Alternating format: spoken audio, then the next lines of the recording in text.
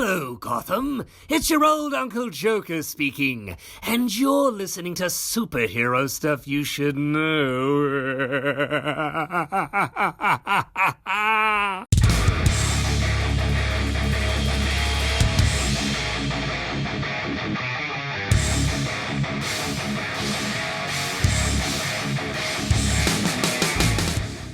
Hello and welcome back, kiddies. It's your oldest Uncle Joker, and this time I am literally taking over the asylum.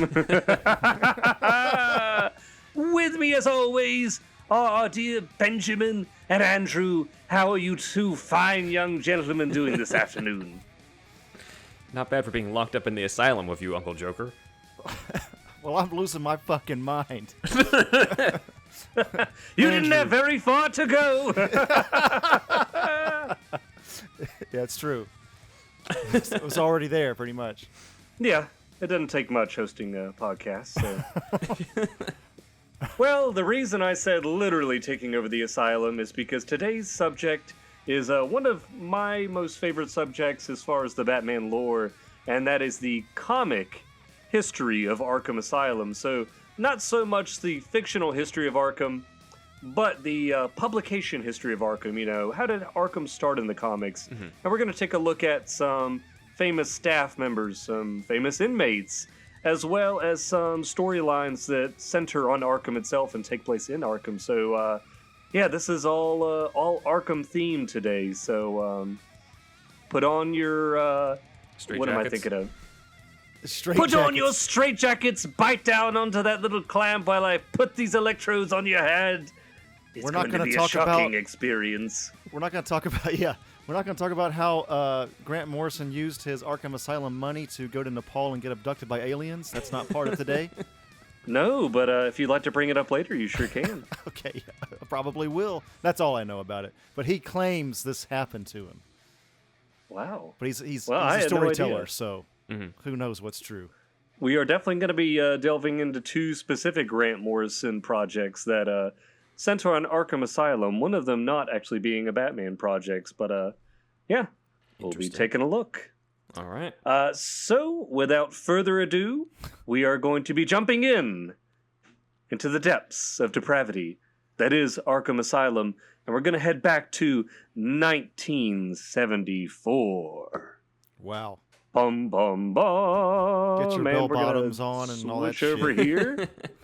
There we go. Now we can see our shit again. So, in the beginning of 1974, this is actually the first visual Arkham Asylum that we're ever going to see in the comics, and it started out as Arkham Hospital. So, Arkham Asylum is actually inspired by the works of H.P. Lovecraft, and in particular, his fictional city of Arkham, Massachusetts. And the asylum was introduced by Denny O'Neil and Irv Novick, and first appeared in Batman number 258, which is pictured right here. And for the listeners at home and the viewers on YouTube, this was pretty interesting because I was putting together the slideshow when I was doing research for this episode. And at first I did not have the cover up here of the comic. So I was like, whatever, Batman 258, whatever, I don't know what it looks like. And I was like, well, let me go and find the cover so I can put it up there.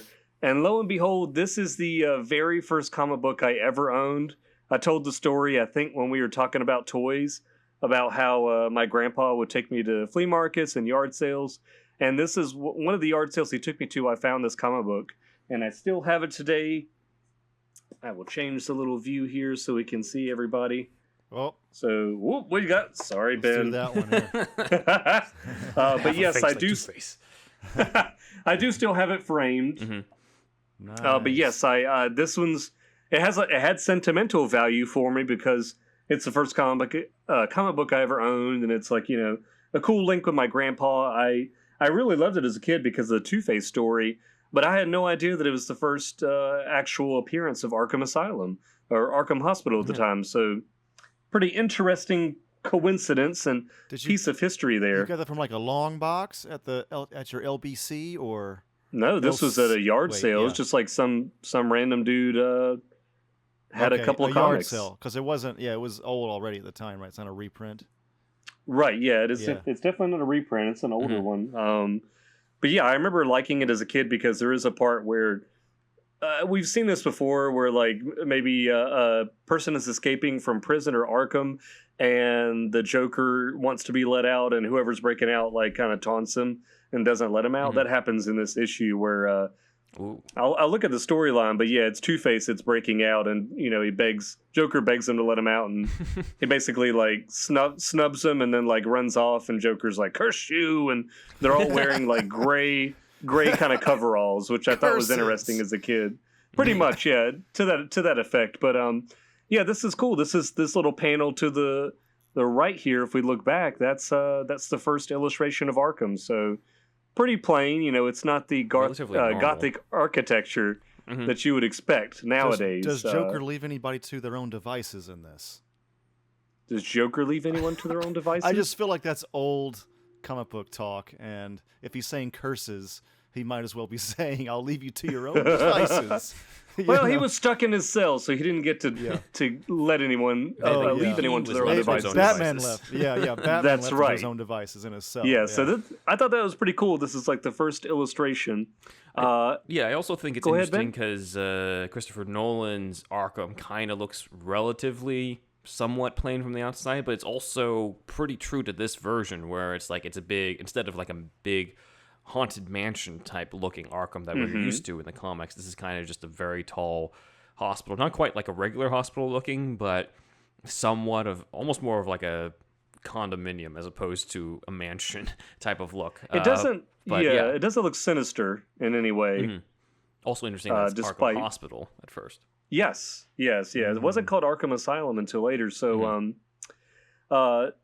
Arkham Asylum first appeared in another O'Neill story the following year, but it was not until 1979 that Arkham Asylum completely replaced Arkham Hospital and the occasional Arkham Sanitarium as the institution's name.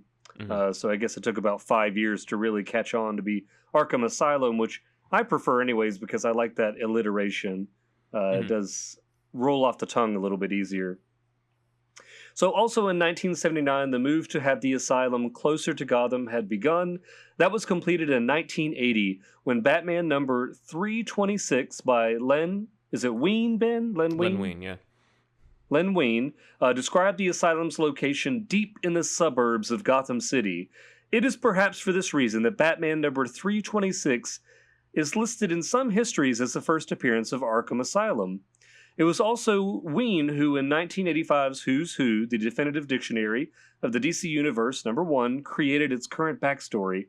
So this is the issue that is most commonly referred to as Arkham Asylum's first appearance, but that is incorrect. So I did want to include it in here because of the cool covers. This is the issue that comes right afterwards where Batman is in the asylum. So I thought that's pretty neat, kind of a precursor to the last Arkham. Yeah. And this little, I don't know if I have the exact storyline that goes along with it, but it is revealed that Professor Milo is at the end of the story. I think someone is trying to kill Batman, as it says on the cover here. It's all these random people, but they are actually under the control of Professor Milo. And I think that's related to Arkham later on. This picture right here, for those watching YouTube, is actually the definitive dictionary of the DC Universe #1. The front image there, it's kind of like a big image of all the heroes, but that's just like the half page where Aquaman's there. But it was in this issue that Arkham's backstory was created. So some interesting histories there. But still, this is Arkham's first appearance as far as Arkham Hospital, and then back in going into 1979 is when it changed to Arkham Asylum.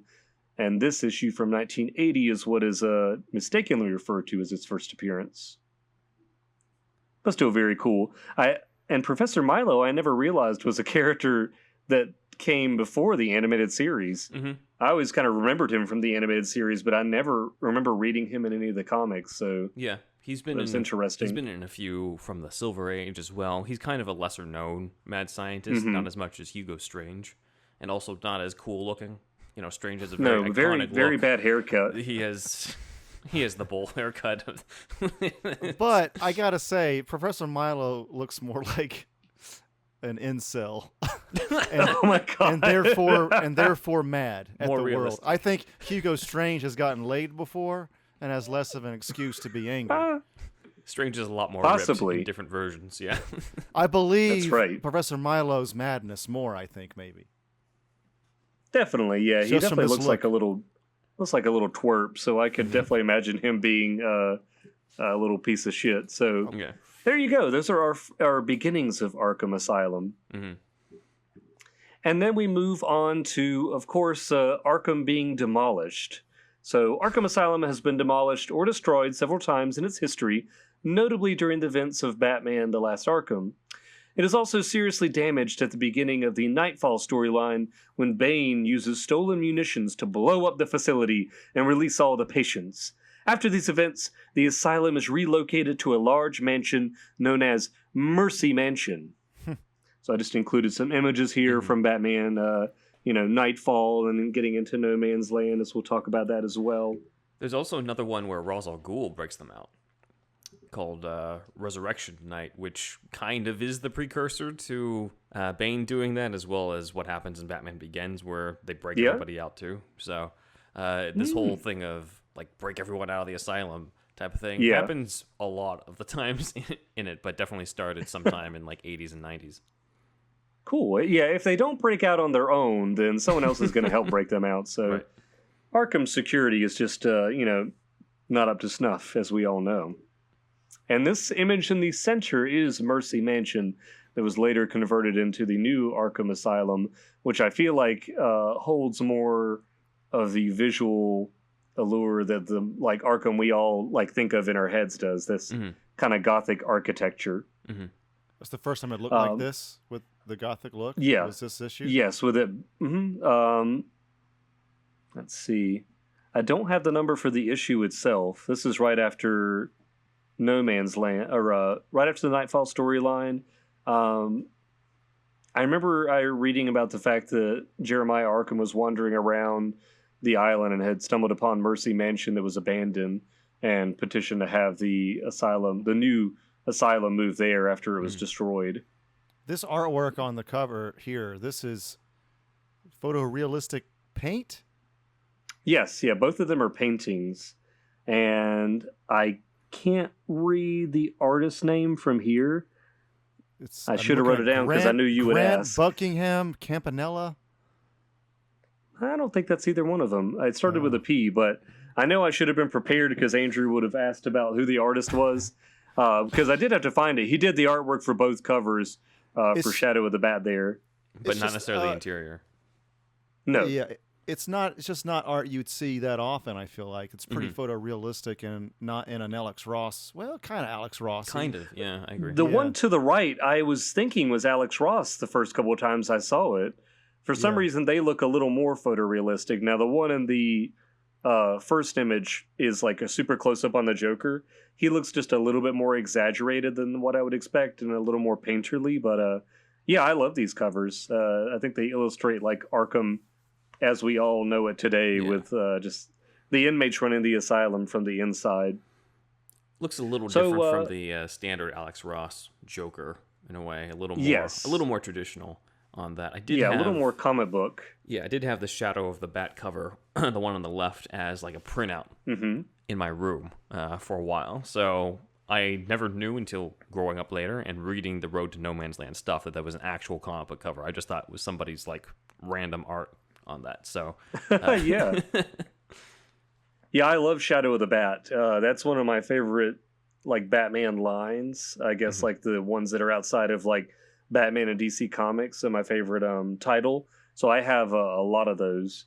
Yeah, Shadow of the Bat, definitely one of my favorites. And I think there was one more that had Shadow in the title, but I can't think about it right now. But yes, that's one of my favorite titles for Batman. For whatever reason, I always like the artwork on the cover. And a lot of them are like one-offs, if I can remember correctly. Yeah, unless they tied into like the main storylines, like No Man's Land. Yeah. So at the beginning of No Man's Land, the asylum is closed down and all of its patients discharged. In this instance, the timer was used to open the doors 2 minutes before the city is sealed. As you know, we all talked about that whenever we went over No Man's Land, but that's what I imagine whenever I see that cover to the right is him like letting all the inmates out. So I think that was one of my favorite things to talk about. Yeah, you can kind of sympathize with that choice because, just to recap what happens on that, Gotham's been hit by the earthquake, government's going to abandon it, and Jeremiah Arkham has the choice. Do I keep all of them in the asylum, even though resources are depleting and they just all starve to death? Or do I let them out, even though that means that it's going to endanger everybody who's around them? So it's a hell of a dilemma. You can kind of understand why he does what he does on it. But he tries to make them promise that they're not going to go into the city, and obviously nobody fulfills that Fingers promise. crossed behind my back, yes. It's like, Joker, please don't try to kill people. Yeah, this is it's interesting the way that Jeremiah is portrayed here as he is compared to how he is later, as we'll talk about how his personality changes, where it's like, I don't think the later Jeremiah would care enough to let them all out. But yes, you got to empathize with them a little bit. They are people still, some of them. So this is orchestrated by the administrator himself, as we said, Dr. Jeremiah Arkham, the nephew of Amadeus Arkham, who had the choice of discharging the patients or watching them all starve or kill each other. So yes, it was a dilemma that I guess he made the right choice so we could keep getting stories with these characters. In the middle of the story, it is revealed during the Prodigal storyline that Batman has established a hidden base within the sub-basement of the asylum known as the Northwest Batcave, but it was blown up by Black Mass during the Battle for the Cowl story arc. And that, I think, leads into the Arkham video games with Batman having that Batcave under Arkham Asylum. Yeah, I've never been sure about that. The idea of him having a Batcave in the asylum, I'm just like, that's a little dangerous, Bruce. Yeah, I guess so. It's it makes sense for the video game, so you have access to it and can get some more tech and things like that, but I don't know. I can kind of see it happening, as we saw in No Man's Land. He had a lot of other smaller bat caves positioned throughout the city, and I can kind of see Batman doing that. I feel like that was in a Brave and the Bold story, or a Brave and the Bold episode, where he just like had random bat caves around the city, and he just like jumped into a bus stop and it like went the elevator like went down into the bat cave. So I can kind of see that. Yeah, I could see it being on the island, but in the asylum itself, I'm just like, you don't know when Joker's going to like find something like that when he's wandering around, and then he's basically in your computer. Yeah, it's supposed to be I guess the it main depends on which Batcave version. in the game. It's the main one. I think it's a satellite one. It's a satellite one, right? Well, the main one in the game, in terms of like that's your only access to the Batcave in that game. Right. So that's true. Oh yeah. Okay. Just not the one that's under his house. I mean, I always tried to use the grappling gun to try to get across the river to Gotham City, and just never worked. Yeah, it's true. And they fulfilled the promise of that dream in the next one. So yeah. Oh yeah. Now we move on to not quite yet, but a new Arkham. So a new one after Mercy Manor. The reason I did include this picture in here, and I had forgotten about it, was it's actually the page for Arkham Asylum from the Batman Visual Dictionary that I loved so much as a kid. Nice. And I included it because it had a lot of illustrations from No Man's Land.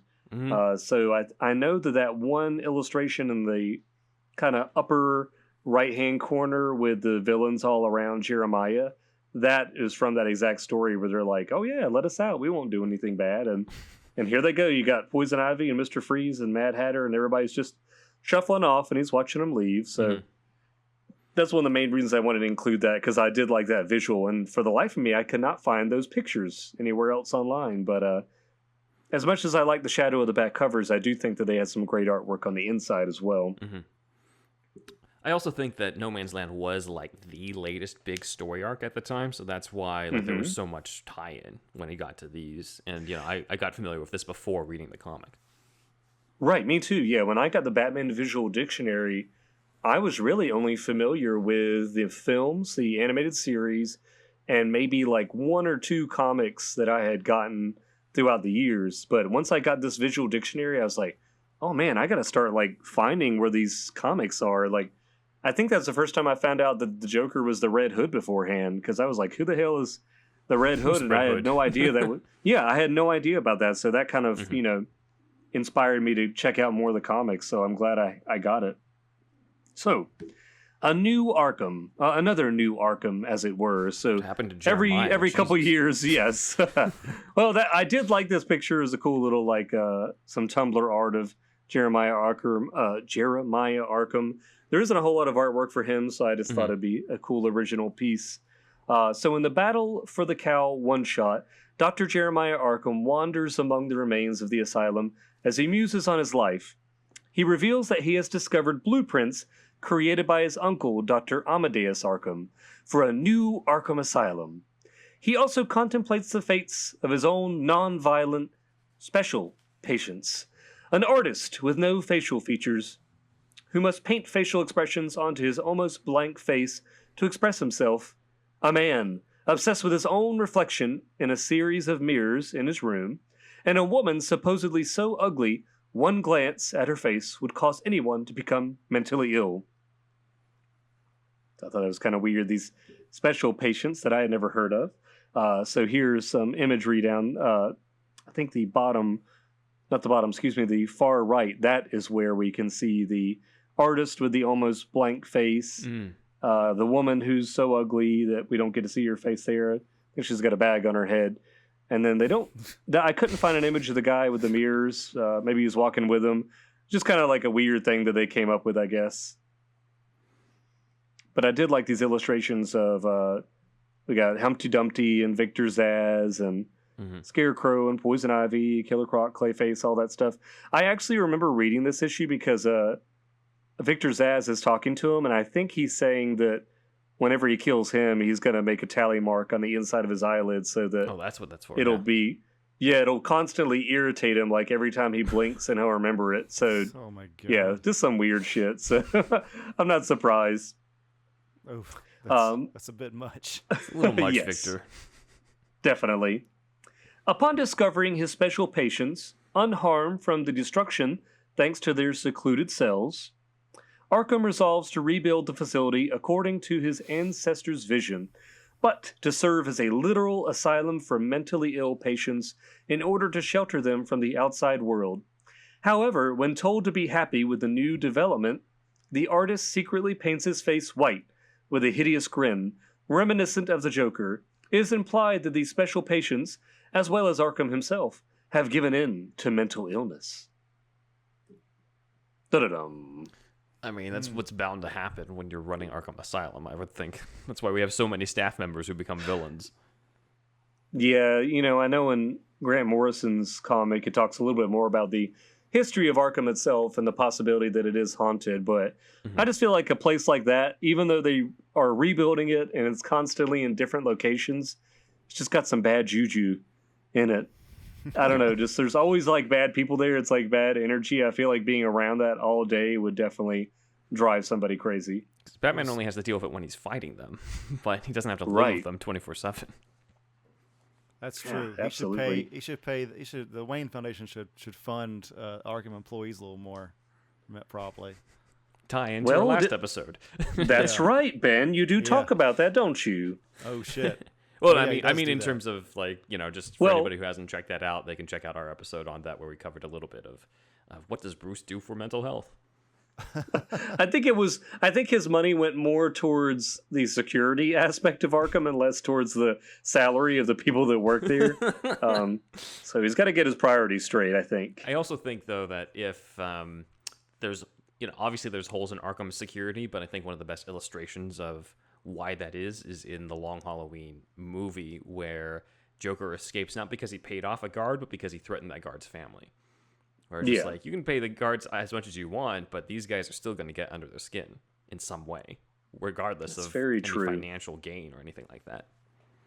Yeah, Joker, he's rotten to the core. Now we're going to step into Arkham Reborn. And I had some cool covers up here. This one's one of my favorites with Jeremiah Arkham.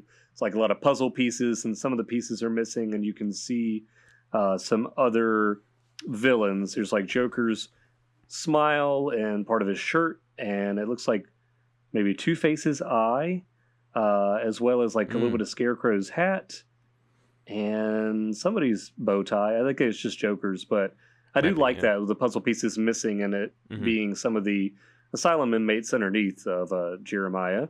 You also have this cool artwork of Batman hanging on the fence. It's one of my favorite covers. I like it with the fall leaves and everything blowing around. It's Batman's in cool colors. He's like very neutral, like teals and turquoises. This fucking place. Exactly. In the background behind the fence is like all red and orange and yellow sky with like a moon with a skull in it. Yeah, I like the and moon. Then we have Black Mask here, so we'll talk about that. In the Arkham Reborn, go ahead. This Jeremiah looks like a young, evil Stephen Hawking to me. You ever seen pictures of young Stephen Hawking? Yeah. It's kind of it has that kind of vibe to it. Get an older Eddie Redmayne to play the role. Something like that, yeah. I wish that was a character that actually did show up in the movies at some point. Yeah. Jeremiah Arkham. The closest we got is Dr. Burton in Batman Forever, but that's true. That was more of a tribute to Tim Burton than anything else. So wait Sometimes a second. Dr. Hugo Strange is above or below Jeremiah Arkham? Well, we'll talk about that. Okay. I'll let Zack go into that. Yeah, we'll go into that actually in a little bit. So, but I'm glad you were thinking about that. Mm-hmm. I do think that Cillian Murphy, sometimes like the way that he looks reminds me of the way Jeremiah Arkham is illustrated. I could see that in like No Man's Land. Mm-hmm. Yeah, like he looks a little younger, higher cheekbones, kind of like pouty lips, and I'm like, man, he kind of looks like Scarecrow does in Batman Begins. Jeremiah just kind of looks like Jonathan Crane. They both got like the moppy brown hair and the glasses and the very like thin, gaunt look, and they're nerdy and stuff. They pretty much have the same look. Yeah, it is interesting that I just always notice that similarity. So in the Arkham Reborn miniseries, Arkham Asylum is rebuilt and financed by Dr. Arkham. But in Batman number 697, Dr. Arkham is revealed to be the new Black Mask and is a patient in his own asylum. It was also revealed during Arkham Reborn that as both Dr. Arkham and Black Mask, he had begun to manipulate patients. A plotline that culminated in Detective Comics with Alice Sinner becoming the new head of the facility, but secretly working with Arkham/Black Mask. It was also revealed that these special patients were figments of Arkham's imagination and never even existed. Wait, so the artist Boom. from before doesn't exist? The woman with the face, that they don't exist? None of them. None of his special patients that he was so concerned about actually existed, so all in his head. I never liked the idea that he was the new Black Mask. I just Me neither. thought it would have been cooler if he was like his own Arkham supervillain, you know? Yeah. Otherwise, he's just taking over from Sionis's thing, and I'm just like, Yeah. Like, why Black Mask? Why don't you just choose anybody at random? Yeah. That's probably it. They just, I guess Catwoman, she killed Roman Sionis, is that right? Yeah, she kills the original Black Mask, who's all about like masks and identities, and formed his own cult and then became a mob boss. But Arkham's not really connected to any of that type of stuff. He could have just been his own thing. I feel like they just got lazy and they're just like, just make him another Black Mask. We don't want to create a new thing. But I think it would have been cooler if they did. This is one of those new storylines that I'm not as big of a fan of because of that. Like, it's fine, but I think you could have made him his own character, his own other identity. Mm-hmm. Are there ever any kind of other hints, at least, of Lovecraft stuff? Because obviously the name comes from there. Ooh, that's a good question. Is there anything like that? I guess they would get into, unless he's public domain at this point, but they probably get into, copyright shit. Yeah. If they lean in it too hard. But they obviously can take a name, no problem. So I wonder if there's other things like that. Right. Yeah, I don't know. I'm not sure exactly. I couldn't find anything because I did look up like other Arkham links or other Lovecraft links to Batman or Arkham. They may be in like name only or like here's the Cthulhu, like titles of things. Cthulhu floor or I don't know. As far as artwork goes, maybe, but nothing else that I know of as far as like parts of his actual stories or anything like that. Like Jeremiah could have become a like Lovecraftian type villain or something, because just like raging racist, much like Lovecraft himself. He might be. I don't know that part, but I didn't know that. Lovecraft was let's just say a product of his time. He probably wouldn't approve of Lovecraft. Excuse me. He probably wouldn't approve of Lovecraft Country then, huh? That's why they address it in the first episode of that show. They address a little bit of that. That's interesting. I had no idea. Mm-hmm. There's some dialogue in the beginning in the first episode that's kind of meta, addressing that whole situation.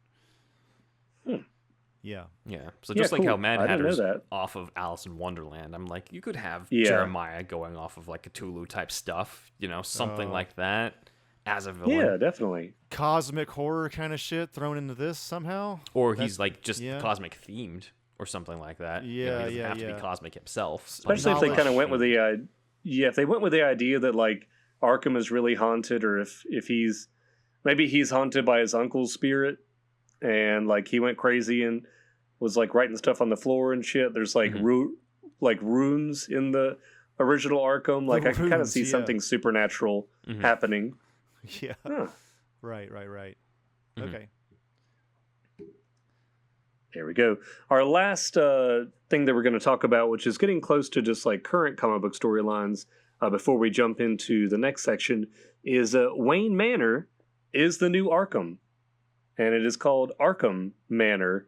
So I think that's like pretty cool. This was actually one of my favorite newer storylines, and I love the artwork in it as well. It's really cool colors, lots of oranges and blues. That's one big ass chin. That is. It's the chin of justice, Andrew. He's been taking a few steroids for that. The chin of HGH went straight to my chin. Knocked out Joker just by flipping my chin up. God damn. So during justice. During Batman Eternal, Arkham Asylum is destroyed once again as part of the villain's assault on Batman. This happens every year. Yes, it's a yearly occurrence, an annual occurrence. With Bruce Wayne also being declared bankrupt after Wayne Enterprises loses most of its assets following Hush detonating some of Batman's hidden weapon caches around the city. So Batman has to save him then, not Bruce Wayne. That's right. You see how that works? Yeah, this was an interesting play on that. As a result, Wayne Manor is repossessed by the city and turned into the new Arkham Asylum. But Bruce decides to accept the situation on the grounds that he can now keep a closer eye on his foes in the asylum due to his intimate knowledge of the Manor's entrances and exits after sealing off the entrance to the Batcave from the Manor, of course. And I believe in this storyline, Bruce Wayne disguises himself as a new inmate of Arkham so he can like be in the asylum as well as like slinking off and being Batman as well. And I believe there is like a serial killer within the asylum walls that Batman's trying to track down. He's like, I just remember he reminded me of a spider, but he has like these Buffalo Bill like goggles on from like the end of Silence of the Lambs. Like he just has these like big circular goggles. Yeah, he's like always in the dark, but yeah, he's like a killer that's loose in the asylum, but he's like hiding in the walls of, what is now Arkham Manor. So it's a pretty cool storyline. I really enjoyed it. I think it makes sense for him to be doing undercover stuff if he's hunting for somebody who's killing people within the asylum, because otherwise it just seems like, well, sure, you can all hang out in my childhood ancestral home, all the people I've put away, and I'm just going to pretend to be an inmate for shits and giggles. I'm just like, I like Batman being somewhat obsessed of crime fighting, but not that obsessed where he can't even come home anymore. He just lives in the Batcave that is underneath where all his enemies are housed. I'm like, yeah, really, it's a little much. I prefer a more balanced version.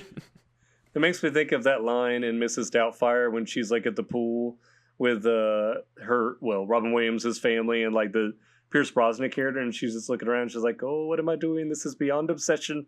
That's what I can imagine like Bruce doing. What am I doing here? What am I doing here? He's seeing Humpty Dumpty, smearing shit on the walls, and Jervis Tetch jerking off in a corner. He's like, "This is too much. I don't want to be here." Yeah. Mrs. Doubtfire this is reality. Taught me that England was an island. Yeah, you learned something after all. I was a kid. And I thought islands were only tropical, and I was like, wow, fucking England's an island. You probably weren't the only person either who learned that yeah. from that. A lot of stuff, we can learn from those types of movies. It was an educational and most of it we can learn from Mrs. Doubtfire. Yeah, Mrs. Doubtfire taught us many things. Thank you, Robin Williams. So at this point, I wanted to ask, what do you guys think so far? What is the most interesting thing you have learned, or since Ben knows so much about Batman, has been reminded of? I guess I could go first. Ben. I've not actually read this Arkham Manor storyline. I know it's a shocker. But you haven't read every one ever? Get out of here. I'm too busy rereading The Long Halloween for the 60th time for an upcoming episode. Like, what else did I miss? But yeah, this is an interesting idea.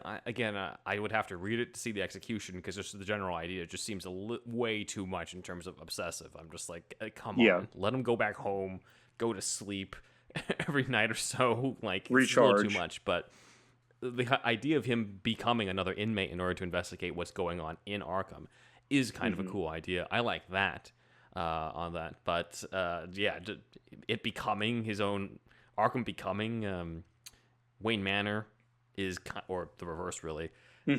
It's a little much, but again, I'll have to check it out. I'll judge it when I read it.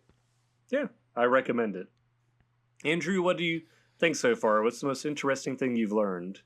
The newest thing, I knew of him from the games and shit, I guess, but Jeremiah Arkham, I want to know more about him now. Like, it's obviously a family position, right? So he's growing up through the generations. He's grown up around, this kind of person. And I guess we can assume by the time it gets to Batman's age, Batman's time in Gotham, it's gotten much worse. So, but I'm sure it was always not your normal upbringing, right? So, there's probably fucking whole issues about him, huh? I don't know. Yeah, well, a lot of the ones we're talking about that center around Arkham, yes, he is like one of the main characters. And I do think like No Man's Land is one of the first times I really remember reading a lot about him, Jeremiah himself. I feel like I might have had it in here, but I can't remember. I think the last Arkham might be the first introduction to Jeremiah. It's the first introduction right, to Ben? him and Zaz, I believe. Yes, that's right. At the same time. Yeah, so okay. That was in the 90s. So yeah, he's a fairly new character, but I do like him a lot. They just don't really show him in a lot of these others. They kind of just put someone else in there because they're just like, Jeremiah Arkham, he's not anybody. It's easier if we just plug Scarecrow in there for like Batman Begins or something. Like it makes sense, It's mainly his voice in the games, right? Am I wrong? You just hear him a lot. Quincy Sharp. Oh, I can't remember. Well, anyway, Jeremiah is my answer for sure. Yeah, cool. Yeah, Jeremiah is curiously left absent from the Arkham Asylum games. They just talk about Amadeus, right? Yeah. Is that right, Ben? Yeah, I thought so. Yeah, well, it's Quincy. Well, at that point, Arkham is more of just a full-on penitentiary. It's like, this is not a hospital anymore. There's a warden. I'm like, okay, I guess so. It kind of skirts the line a lot more towards, this is just a flat-out, they're inmates who are here because they are prisoners, not here for necessarily mental help on it. So that's different from the 90s comics that I prefer, where it is like this lineage of Arkhams who are trying to help patients who aren't necessarily being that open to being helped, and how that kind of turns them mad too at the same time. Very true. Well, cool. Well, before we get to break, we are going to dive into some of the staff of Arkham Asylum. Oh, shit. All right. So we're actually going to talk about the warden. Yeah. I wish I had this, actually. I thought it was pretty cool. Cool, yeah. It's like a little like replica prop from, I guess it's the Arkham games. But yes, I do like that logo. I think that's pretty cool, the 2 A's. So we're going to talk about the wardens first. Now, I know Ben just mentioned that as far as the title of warden. So I guess you could also see this as like the head psychiatrist of Arkham, or I don't know what other term you would use for them if it wasn't a warden. Something like that, yeah. Chief psychiatrist, yeah. So some of these first ones you could interpret it that way. Mm-hmm. And here they are. So the first one we're going to look at is Dr. Amadeus Arkham himself, the founder of the asylum. Amadeus named the institution after his deceased mother, Elizabeth Arkham, who I think it is, implied that she had schizophrenia or something like that in the Grant Morrison Arkham Asylum graphic novel. He's pretty messed up. Yep. Yeah. I'm trying to remember because I did not put this in my notes, but I do believe that like for Arkham Asylum itself, like one of his first patients was this guy called Mad Dog. Mm-hmm. Mad Dog something, and he ended up like, I guess, escaping and murdering Amadeus Arkham's wife and daughter. Yeah. So after he got him back into the asylum, I think he was still trying to treat him, but then he let his like kind of murderous impulses and vengeance take over, and he used electroshock therapy to just murder that particular individual. Mm-hmm. Yeah, so that's something I always remember about him in particular. That's from. Sorry, go ahead. Yeah, that I believe that is from the Serious House on a Serious Earth graphic novel. Yeah, with that artwork, it's very surreal. Yeah, that guy, he did not like doing comics, right? He's didn't do much. I actually watched a couple videos on this in a little bit of preparation for this episode, and I think I heard that. Yeah. Yeah, I don't know. I had never heard that, but I only know of one other one that he's done, so it's possible, right? Yeah.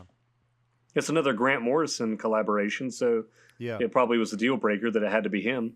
Yeah. But yeah, I think he's really interesting, mm-hmm. and he ended up becoming an inmate of his own asylum after murdering the Mad Dog character.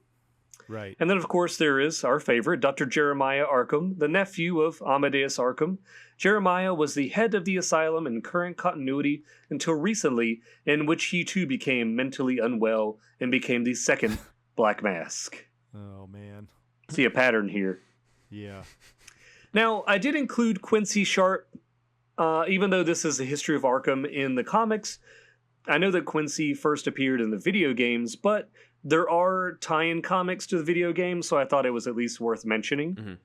So Quincy Sharp was the warden featured in the Batman Arkham games. He dedicated his life to curing Gotham City. However, he was also corrupt, as Sharp was cursed with a split personality that divided his mind between himself and a killer. And those of you fans at home, listeners and viewers, if you have beaten Arkham Asylum, the first game, we all know good and well that Quincy Sharp believes himself to be like the spirit of Arkham, and that's like what you hear his voice whenever you scan the little like the scribblings and the runes around Arkham, the hidden ones, mm-hmm. And then the little voice comes on. You scan it with like the little detective mode scanner. This looks like a gray alien wearing a lab coat in the middle picture here. That in the background. No, that's actually Hugo Strange. Oh, in the background. Yeah. I included that because I had Batman in a straitjacket. I like it. That looks like it was from that trading card series that came out. I recognize that artwork. Yeah, the Batman Masterpieces book. I have that one as well. I love like cool. Batman's sickly green skin. I think it's like so weird. It's just unexpected. One eye wide open too. Looks like.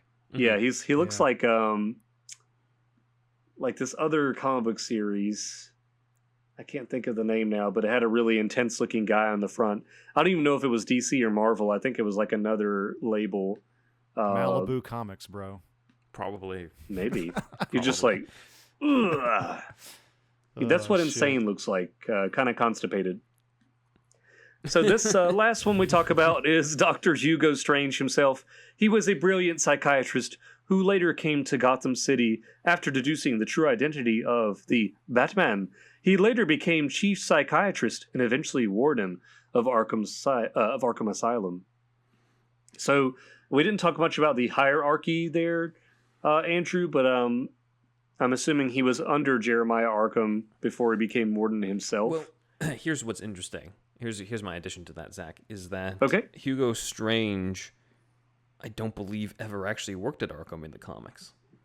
So is this straight from like the video game tie-in comics? I think specifically it starts in, lo and behold, this is one of the underrated contributions of it, but the Batman animated series from 2004, the one with where we watched the Batman versus Dracula, that had... Frank Gorshin does his voice. Frank Gorshin is the voice of Hugo Strange. In that version, he was the head of Arkham Asylum, and I think that kind of started this idea that he was, in charge of Arkham, because I've read a majority of the Hugo Strange comics before 2004 when he premiered in that as the head psychiatrist of Arkham Asylum. Mm-hmm. And at no point does he ever actually work at Arkham. The closest we got is in Strange Apparitions, where he starts that Grey Towers clinic, but in reality he uses that to imprison Batman. But it's not really, it's not Arkham at the time. Arkham was still relatively new at that time, I think, because we're talking about the 70s on that. But yeah, so he does that there, and then you have Arkham City with him being in charge of all that stuff to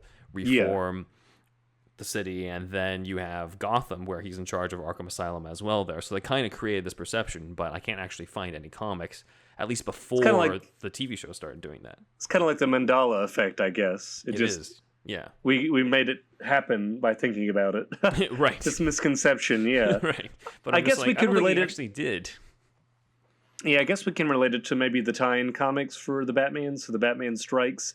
Mm-hmm. I'm sure maybe had an issue or two featuring Hugo Strange in Arkham, but I do think this artwork is really cool, so yeah. It is cool. I mean, it's pretty neat. Mm-hmm. Well, then let's move on to the corrections officers. Of course, we have everybody's favorite, Aaron Cash. One of Arkham's most respected security guards, his hand was bitten off by Killer Croc, and he sports a prosthetic hook in its place. Unlike many of his colleagues, Cash is neither mentally unwell nor corrupt, and is a trusted ally of Batman. He's in the game as well. Oh yeah, of course. He's actually in a lot of media except for Batman the Animated Series. I don't know why they left him out. Maybe they didn't want to explain why he had a hook for a hand. When was he created? Aaron Cash, I'm pretty sure he was... Well, I remember seeing him in No Man's Land, and maybe a little bit before then. Well, maybe it started after. No Man's Land is still post BTAS, though. Okay, well maybe that's why then. He didn't exist yet. That would certainly make sense. What was his scene in the game, Aaron Cash? He's in a couple scenes. I think he just helps Batman every now and then. He's sometimes you have to save Arkham staff members. I think I vaguely remember this. Yeah, yeah. And he's with somebody else, like another guard or something. It's Probably. Not just him solo. A couple right? times, yeah. Yeah. It's been a little while since I played it. I can't remember, but he does make a couple of appearances in all three of the games, I know. The main takeaway from that game, I remember, was just you kind of just took down the boss in the same way every time.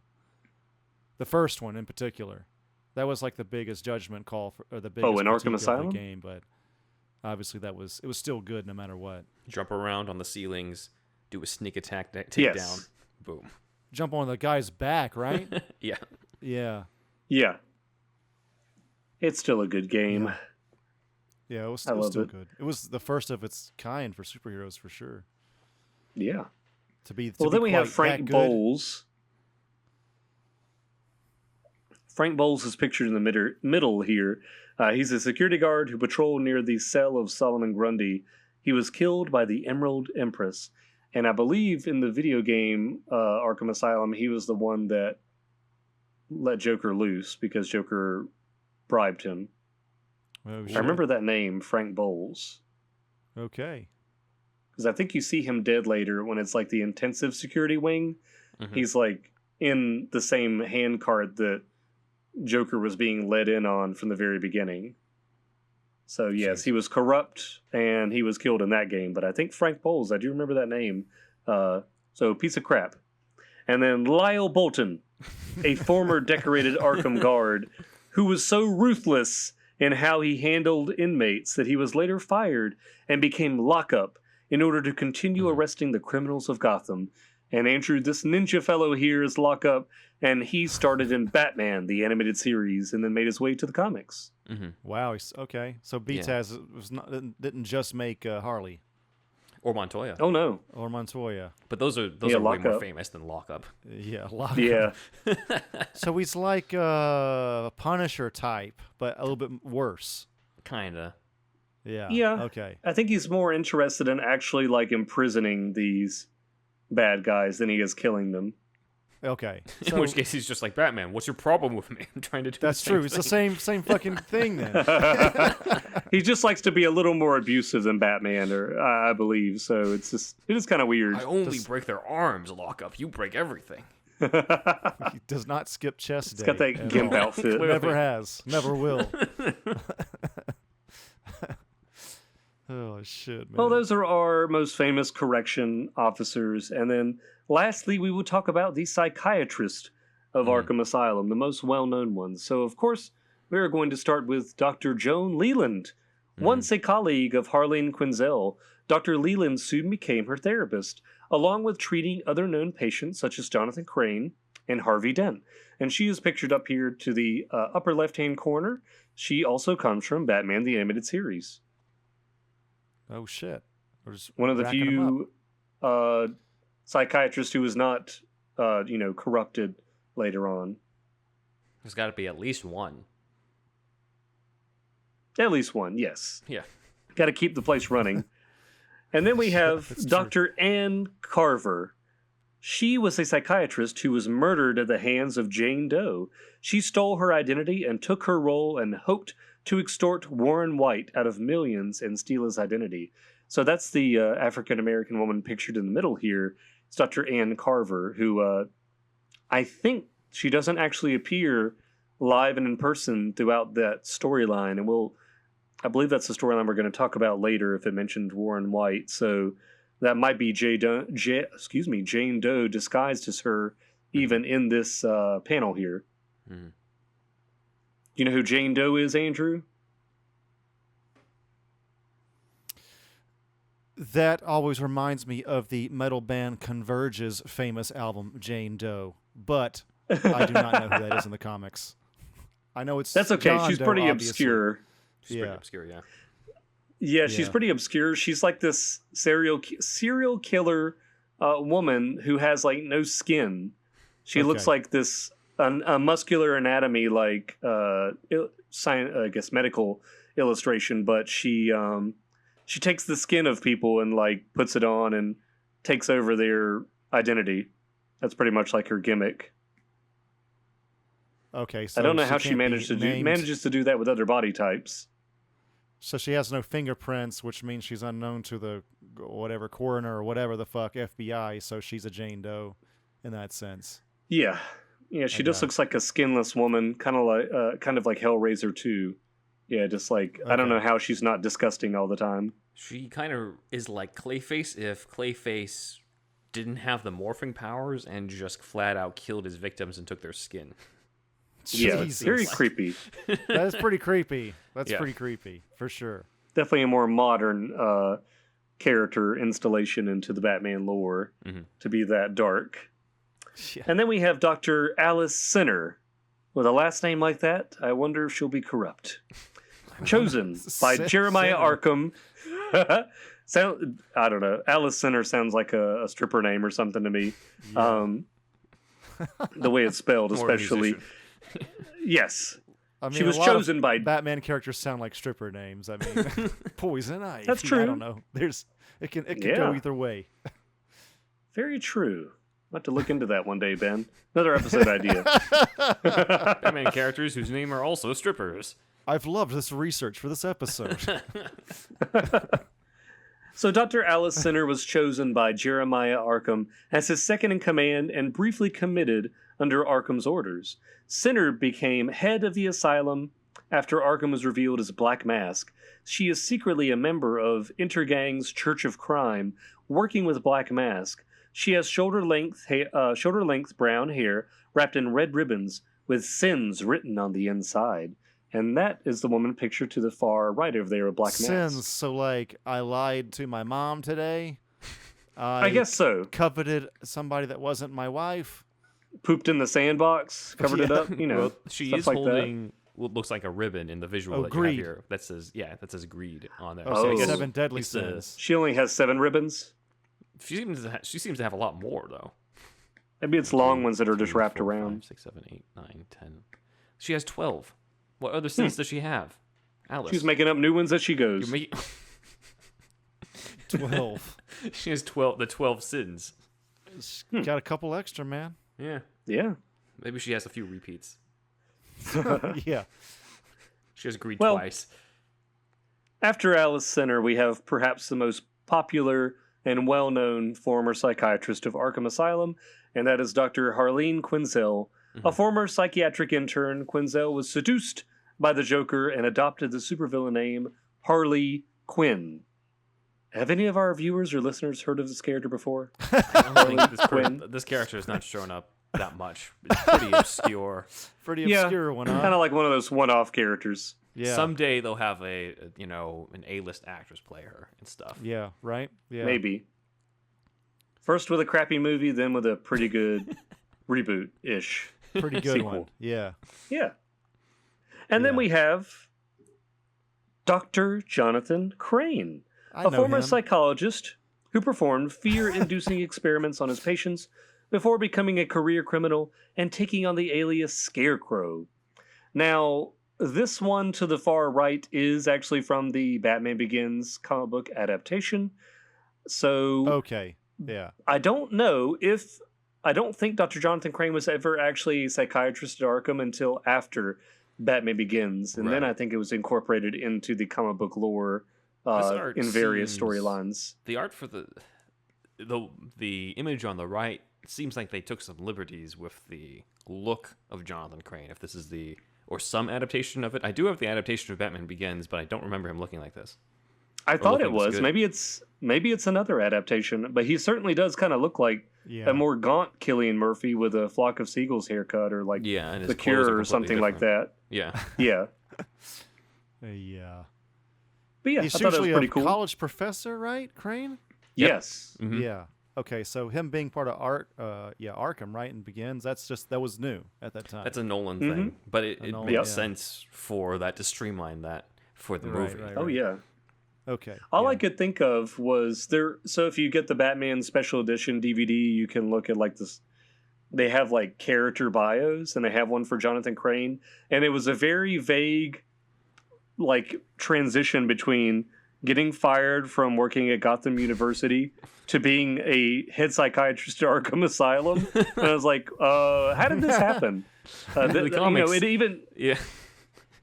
He fires a gun in class in the comics, and that's why Yeah. he gets fired. So just like, oh, that's the perfect guy to run our insane asylum over here in Gotham City.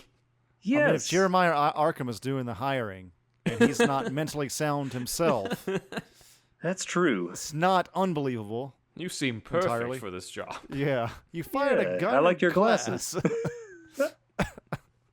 Perfect. It is really weird because it was in the bio, the whole thing about him firing a gun off in class and getting fired, and I was like, how did this happen? So I think the bios that are was just interesting. they're trying to just mash up the comic book stuff with what was going on in Yeah. the movie at the same time. So that's how that came about. But I don't think that's what they intended when the Nolans put this in. I think it was just purely like, oh, this is where we're putting him because it makes more sense for our story to have him in charge of Arkham. Oh yeah.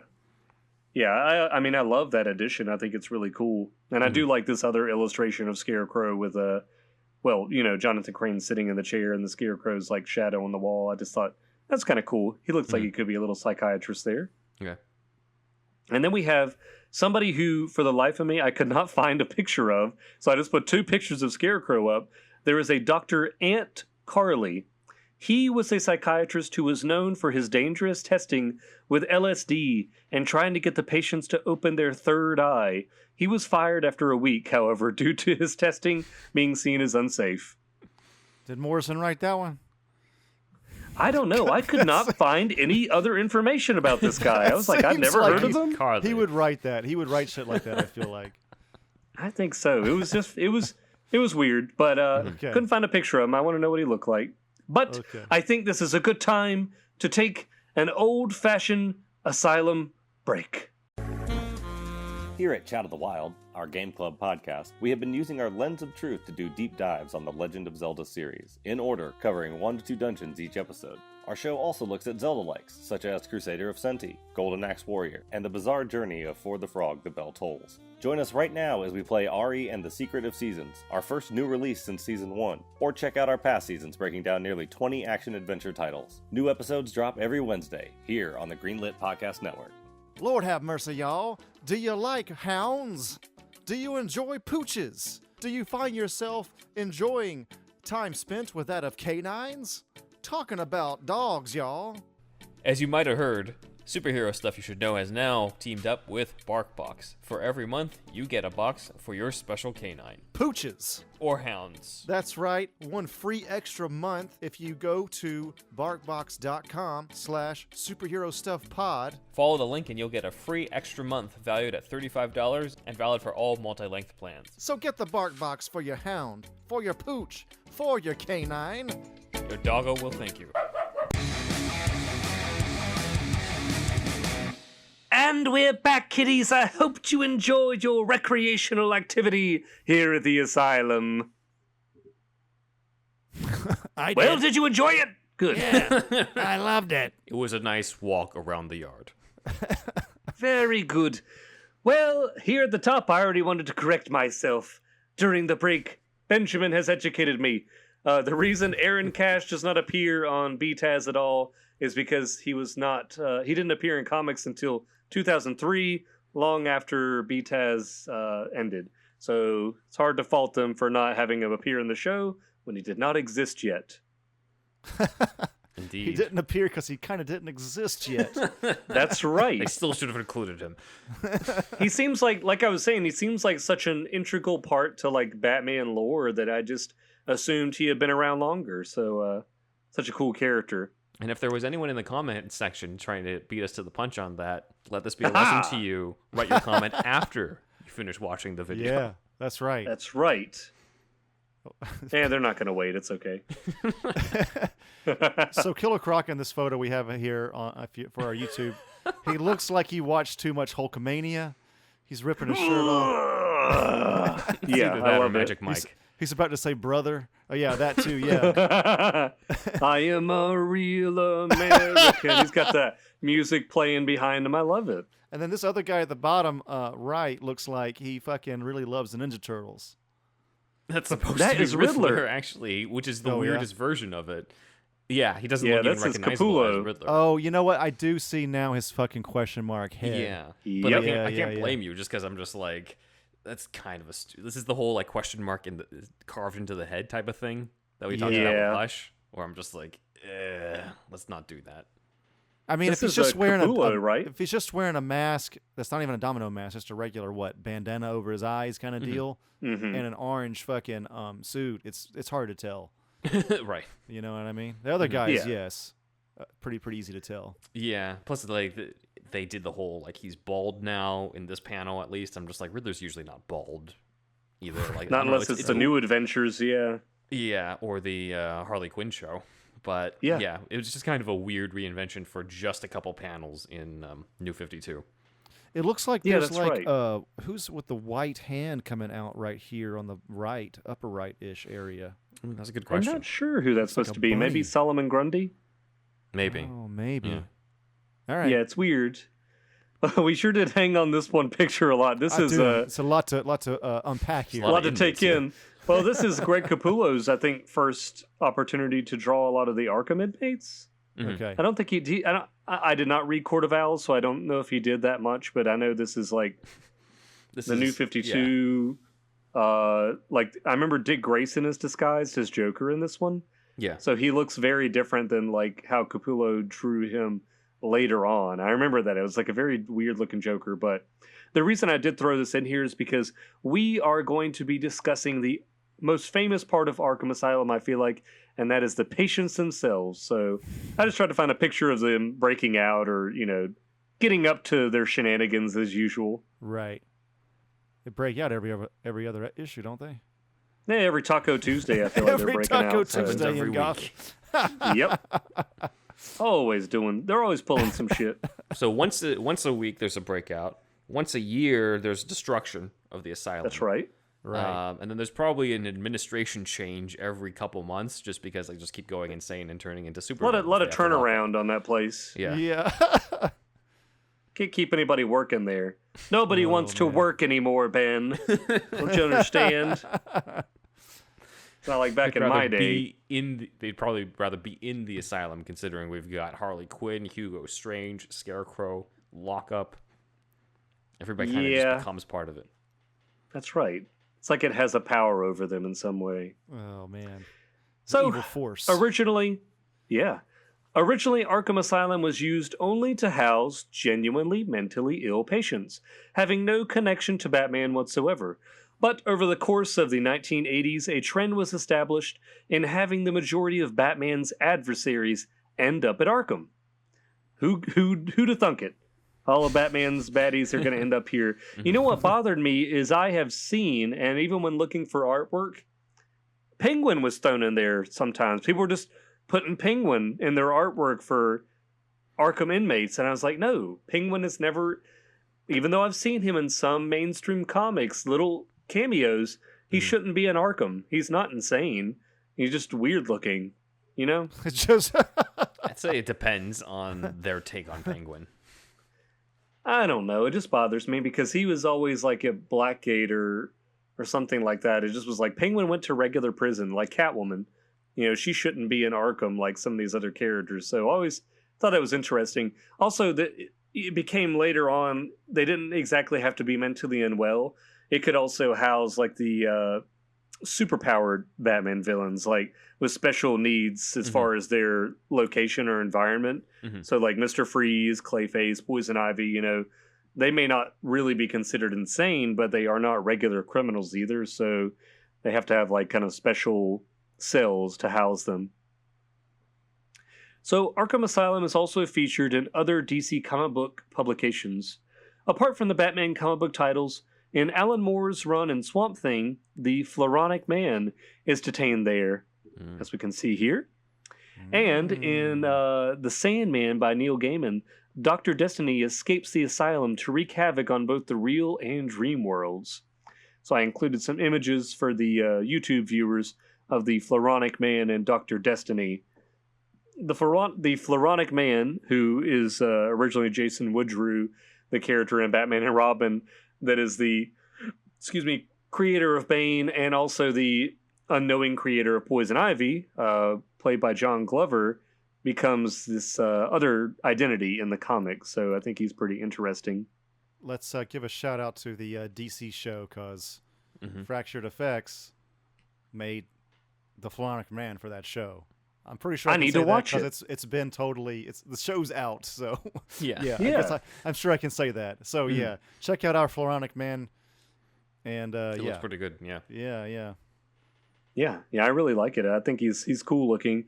Dr. Destiny has looked different in many different interpretations. I picked this one because it was from the Sandman, and he's pretty freaky looking. I don't want to like go into a back alley and see this guy. He kind of looks like a cross between Beetlejuice and the Penguin from Batman Returns, just in a trench coat. He just looks really weird. And just a trench coat too, by the way. Yeah, it looks like there's nothing underneath. He's bare-legged under there, so yeah. I don't want to know what else is dangling down there. So he's pretty freaky. It's a pretty horrifying issue of Sandman as well. This is a great image, though. Yeah, it does. He does look fucking nuts.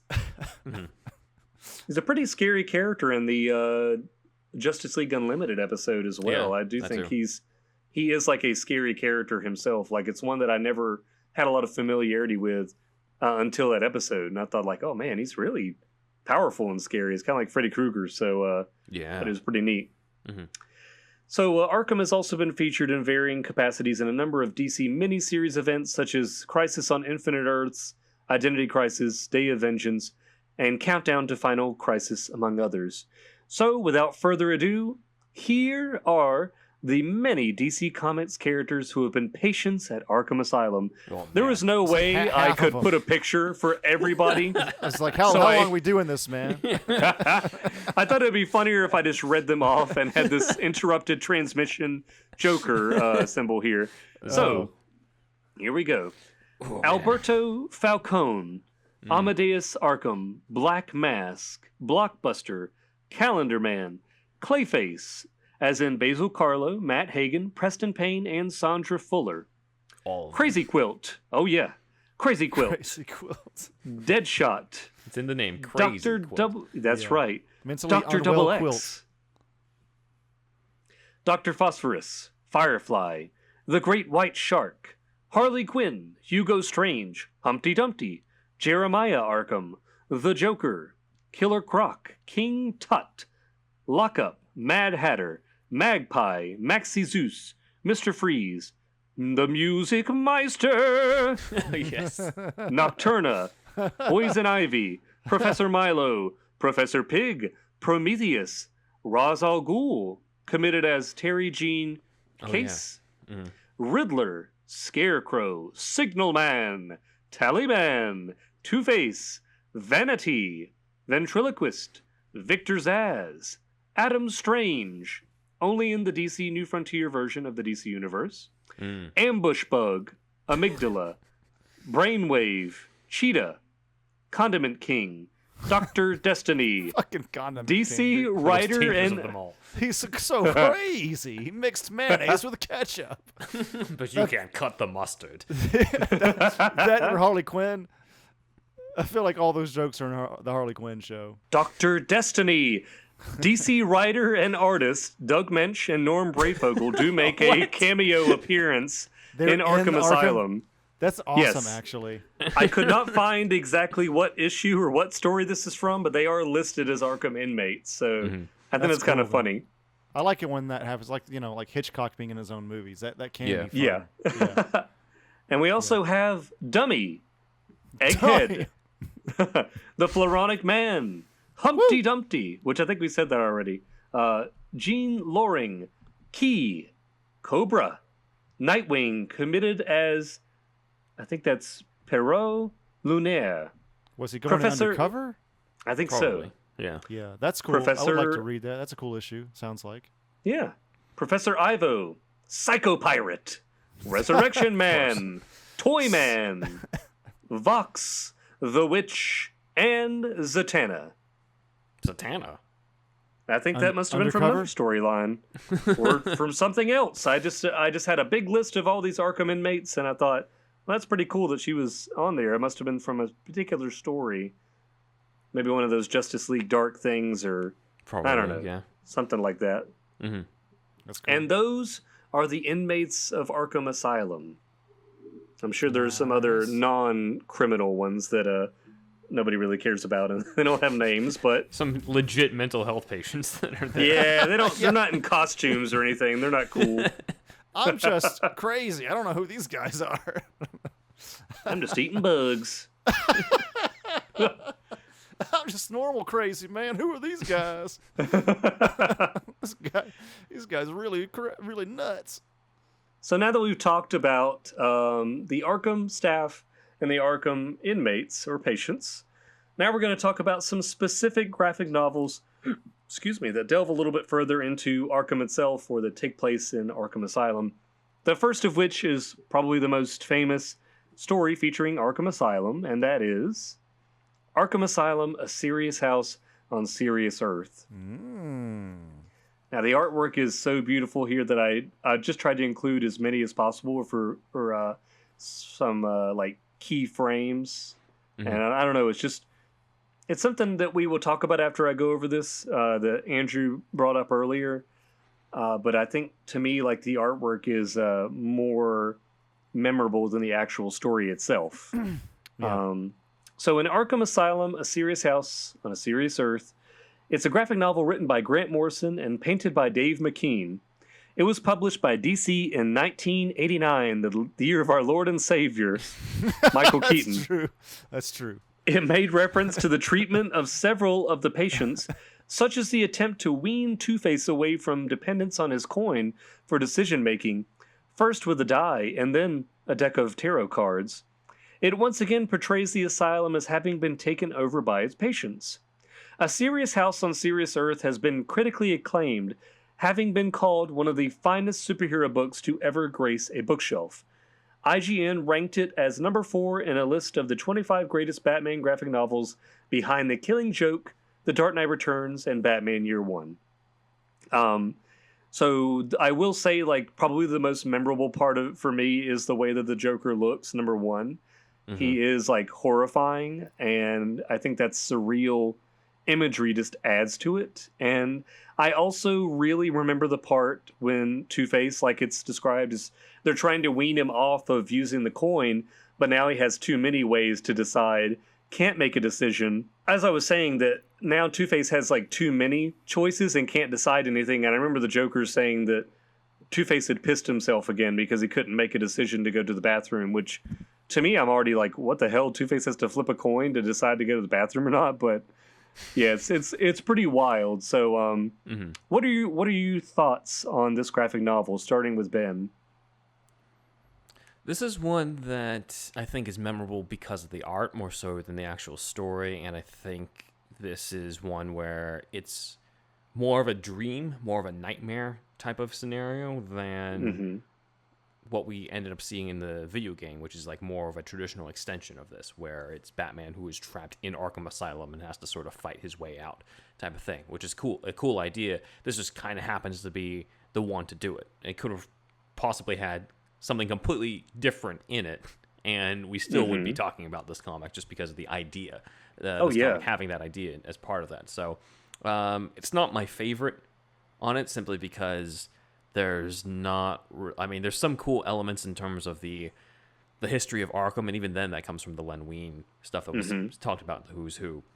But yeah, I'm not a huge fan of the this version of Two-Face not being able to decide to go to the bathroom. I kind of get like that's kind of their way to reimagine it, but I'm like, I don't know. And then also starts kind of weird with the ending, which is kind of similar to my feelings about the ending of The Killing Joke, of just Batman and Joker sort of just walking out there and Joker being like, "There's always a place for you here," and that's the end. I'm like, that's kind of a weird way to do it, and it just feels more like this is Bruce having a nightmare before he wakes up, as opposed to an actual storyline that tells us more about his character.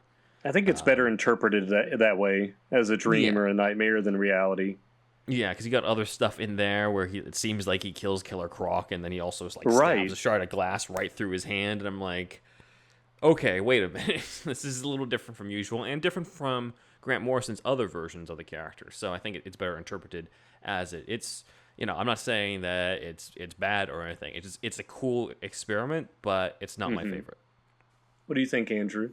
I actually have read this one, everybody, and it's been years though, so I don't fucking remember everything about it. But yes, I agree. It's probably mainly famous for the art style. It comes out in '89. Obviously, it's a big Batman year, so it was a kind of probably a turn point year or whatever, a landmark year for the character in many ways, especially getting darker and darker and darker.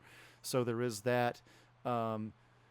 Somehow, I don't remember how I found out about Grant Morrison. I know I always talk about him, but I just find him so interesting as a person, and him being in a ceremonial magic, and his story about growing up, near the nuclear power plant and shit. So I think I started to read this fucking just from my interest in Grant Morrison as much as my interest in Batman, to believe it or not. This is just one of those things that just kind of feels like, it made a big impact because of the year it came out and the art style, but like, correct me if I'm wrong, Ben, but yeah, nothing really super, or Zach, nothing really super like insane happens in the story, right? Like nothing, I don't know. And they asked Grant Morrison once, I think I'm remembering this correctly, they asked him if it was canon or not, and he said it's a dream within canon. So he kind of had I don't know if you call it pretentious or what, but it was a little bit, circuitous answer there. Yeah, I feel like nothing of consequence happens within the story other than him appearing to have killed Killer Croc. It just, it does seem like everything is very surreal and dreamlike. And maybe that's really, he confirmed it with saying that it is out of canon. Yeah. It is, in and of itself, just this kind of one-off experiment, and that it is like part of Batman's dreams. So I think the artwork certainly fits that hypothesis. Yeah. Yeah, I also think it could have had even more of an impact if it had some of Morrison's ideas that didn't make it into the comic. Because if you have the edition I'm holding up for those who are looking at the YouTube version, it has the original script in the background, as well as some discussions about what was going to be in there that they didn't allow. And one of those things was that Joker was going to be dressed up like Madonna the entire time. Yep. Joker was going to be I remember that. Yeah, he mentions that in Super Gods or something. Morrison does. Mm-hmm. Yeah. The closest you can see is that I believe you can still see that Joker's in high heels. He is in the comic, but it's like it's subtle compared to Joker was just going to be flat out dressed up like I think one of the Madonna music videos. Morrison made a point in Super Gods about this, saying that whenever he finally saw him in the nurse outfit in The Dark Knight, he sort of felt vindicated because you finally see this cross-dressing Joker, right. And he had that all along, and he has very similar feelings for The Matrix because of his work on The Invisibles, but that's another story. Interesting. Yeah. It also was going to have Robin in a role, but I guess Dave McKean did not like the Robin outfit, the traditional Robin outfit, so he would only draw Robin if he had the domino mask, but the rest of it was just him in a trench coat. Yeah. Now that would have been interesting to see. Not my favorite version of it, but just still would have been interesting as part of this. That's kind of just lazy. Yeah, I think it's also just he's of the school of not liking Robin's role at all. And stuff, I guess so. Yeah, my cursory YouTube research confirms this, Ben. He didn't like comics, he didn't like comics that much, I think, and he definitely didn't like Robin. so Robin was a bridge too far. So yeah. Yeah, the creepiest thing I can think of for this whole book is Clayface, the Clayface interpretation, Clayface 3, which I have down here. Yeah, it's like instead of having this power where if he touches you, you melt. It's like he's this sick, like little melting man that will infect you with a sickness if he touches you. And I do know that at the time people were thinking that this was supposed to be like a metaphor for AIDS. So he has like a disease, and if he touches you, you get it. So it's just very, very weird. He's like one of the more repulsive characters, I feel like, in the book. Yeah. Definitely. I remember Well, being moving freaked out on past Arkham section. Asylum. So that's also another memorable moment. What's that? I'm just saying the Clayface 3 moment is very memorable because of the freakiness of him trying to get to Batman and Batman yelling, "Don't touch me," as you see in the visuals. Yeah. Yeah, it's very nightmarish. Yeah. It looks so now great. we're going to talk about one of my absolute favorite Arkham stories, and that is Batman: The Last Arkham, which, as we discussed, is the very first appearance of Victor Zsasz and Jeremiah Arkham. So these are some of the panels from The Last Arkham, which I thought were kind of cool that Victor illustrate the Zsasz story. Of a strategically placed word balloon between his legs. That's right. Oh, man. He doesn't have too many tally marks on his back. I guess he can't reach that, huh? Oh, yeah, I guess so. It's interesting. That man in the top right center is Cornelius Stirk, and he eats people's hearts.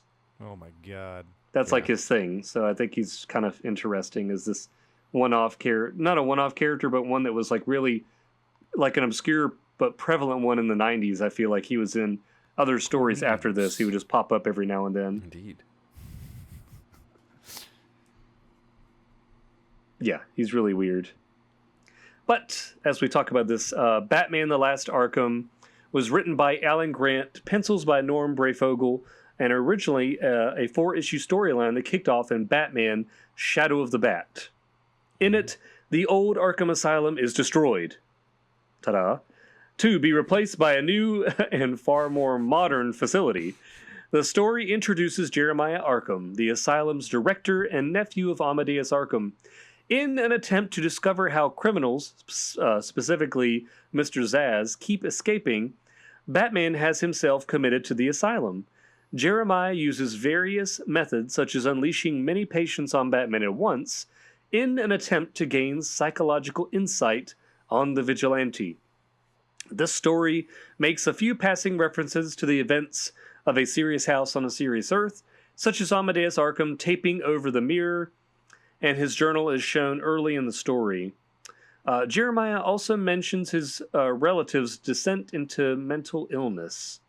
An episode of Batman the Animated Series titled Dreams in Darkness, also about Batman and Arkham, portrays a similar theme with Scarecrow as the chief villain, also replacing Jeremiah Arkham with a more nondescript administrator, Dr. Bartholomew, who is portrayed as naive rather than sinister.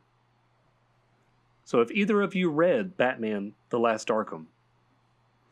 I have, because I wanted to see the original version of Victor Zsasz on this, because I think so many different live-action versions kind of have him as this witty hitman type. And I'm just like, let's go back to this original, like, scary serial killer type thing. He's demented.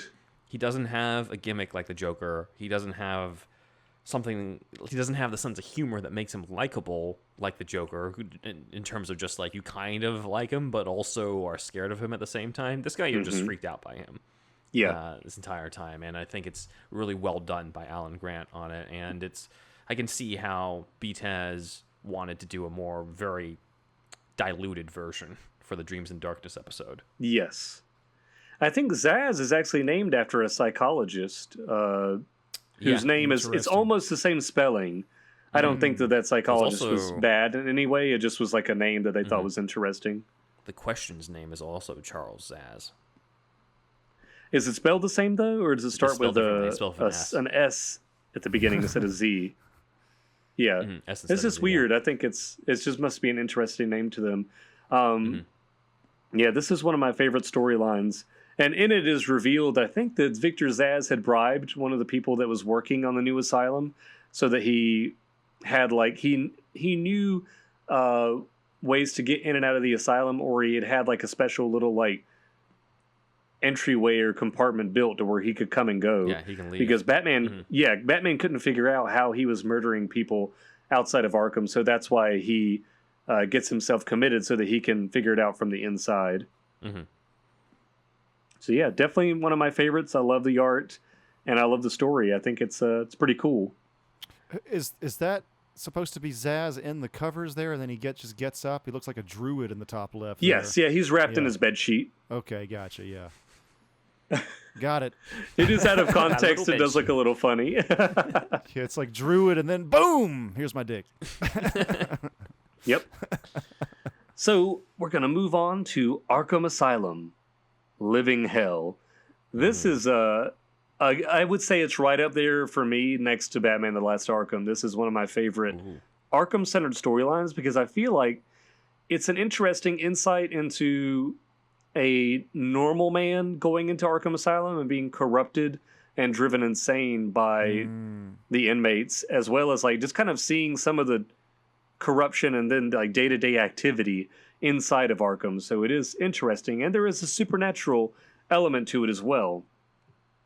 So Arkham Asylum Living Hell was written by Dan Slott, penciled by Ryan Sook, with inks by Sook, Wade Von Graubacher, and Jim Royal. The series was edited by Valerie D'Orazio. Eric Powell created the painted cover art, which appeared on both the original series and graphic novel compilation. And this thumbnail. That's right, and this thumbnail right here with the little goblins and ghoulies inside of Batman's cape. That is cool. Yeah, I love it. It's very nightmarish.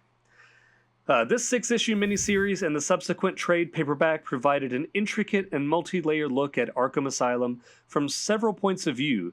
Director, Dr. Jeremiah Arkham. Psychiatrist, Dr. Ann Carver. The guards. Chiefly one Aaron Cash. And the patients. There is a particular focus on previously unknown residents, Jane Doe, a cipher who assumes the identities of those she kills, Junkyard Dog, a man obsessed with trash. I'm the trash man. I shouldn't be in this asylum. I should be in the more normal one. Yeah. I just like trash a lot. What am I doing here? Why did you put him next to Zsasz? Yeah, this guy's like cutting his eyelids, man. Then we have Doodlebug, an artist who uses... Okay, he has a silly name, but he uses blood in his paintings. the hulking bruiser Lunkhead. Does Doodlebug fight Ambush Bug? Does he fight who? Ambush Bug. I don't know. Those bugs, you got to keep them separated. Battle Royale. Then Blue Beetle comes to save the day, bro. That's right. The hulking bruiser Lunkhead, Death Rattle, a cult leader who speaks to the dead, and Humpty Dumpty, an obese idiot savant obsessed with taking apart and repairing various objects. And I believe he's in the asylum specifically because after his grandmother died, he took her apart and put her back together. Mm-hmm. Kind of Norman Bates-ish. So, man, okay, yeah, he's pretty creepy in this particular storyline. Yeah. The driving force behind the story is the recent admission of a ruthless investor, Warren the Great White Shark, White, as well as the demonic element suggested by the title. White, facing charges of massive fraud, pleads insanity to avoid being sent to prison, knowing he can bribe a Gotham jury. The judge sees through White's attempt to avoid prison and has White admitted to Arkham, which White himself has never even heard of up until that point. He soon realizes the horrors of the place and tries... Oh, yeah. He soon realizes the horrors of the place and tries to survive. Ultimately, he is locked in Mr. Freeze's cell and loses his nose and his lips to frostbite while being trapped in there, coming to resemble his nickname. So, nice. Pretty freaking weird. It is. This does make me somewhat curious about Arkham, and we could talk about this too towards the end, but how much influence or not influence there was of Arkham versus the Baltimore psychiatric hospital in the Hannibal Lecter franchise, because technically that happens after Arkham Asylum shows up in the 70s, because Thomas Harris comes up with Lecter in like the 80s or so, but it feels like it's around the same time as the 80s that Arkham becomes a little bit more of a a place with some serious messed up people. And I feel like things get darker. I feel like in Silence of the Lambs that institution may have been inspired. Wasn't there like a real world psychiatric institution that was discovered to just be abusing its patients? That like Geraldo Rivera did like a special on it, I feel like, in the 70s, and they like had video of it, and it was just like a lot of them were just naked and like starving and running around, and just it was like insanity. I feel like maybe it was inspired a little bit by that too. There's a possibility here, but this part with I'm bringing this up now because this part with Warren White losing his nose type of thing also kind of reminds me of Mason Verger's character in Hannibal. Oh yeah. So I'm like, how much of a crossover is there? And then, of course, we'll be covering The Long Halloween, but you've also got the whole concept of the guy who's in the insane asylum, who's kind of helping the investigator sort of thing, which is, of course, taken from Red Dragon and the Silence of the Lambs type stuff. I just think it's weird that he's like basically a completely sane man who's trying to beat the justice system and is sent to Arkham and like made into this character who becomes like a villain later on, like in the Batman series, but he's just like, he's kind of just this loser. He was originally referred to as Fish, as the new inmates commonly are, but is redubbed the Great White Shark by himself. The demonic threat is nullified after the sacrifice of several patients, thanks to the joint effort of Etrigan the Demon and Warren White tricking the demons into sending themselves back to the underworld. So there is some demonic supernatural activity, hence the name Living Hell, but I find the story involving Warren White to be like the most interesting part of this graphic novel. Have either of you read this, or is it new to both of you? I've heard of this one. I have not read it in detail, though, but I know that's like the first appearances of a lot of these characters, whether it's Jane Doe or Aaron Cash or Great White Shark. Yeah. I have not read it. Yeah, well, I highly recommend it. It's one of my favorites. I like the interior artwork, and the painted cover is really cool, too. The Humpty Dumpty sounds pretty hardcore. That piqued my interest there. It's pretty creepy. It kind of reminds me of Twisted Metal Black or something like that. It just is like really weird. Yeah. I think they're going to finally make a movie of Twisted Metal, by the way. It's about time. Yep, it's about time. And then we have... Go ahead. They had Humpty Dumpty in Beware the Batman. Yes, I remember that. Shit. But I don't think he was doing that. He was not taking people apart, though. Yeah. It's probably not for that show. No. Yeah. Now, we are going to talk about the second Neil Gaiman and Dave McKean collaboration, a DC collaboration called Black Orchid. So this also involves Arkham Asylum. Black Orchid, as I said, written by Neil Gaiman and illustrated by Dave McKean, also featured Arkham Asylum. The award-winning graphic novel introduced an updated version of the crime fighter Black Orchid, who dies, is reborn, and starts a quest to find her identity. During this, she encounters Batman, who directs her to Arkham Asylum, where she meets the Mad Hatter, Poison Ivy, Two-Face, and the Joker. Arkham is viewed as a desperate place where patients dwell in terror, much in the same fashion as a serious house on Serious Earth, which is also illustrated by McKean. Mm-hmm.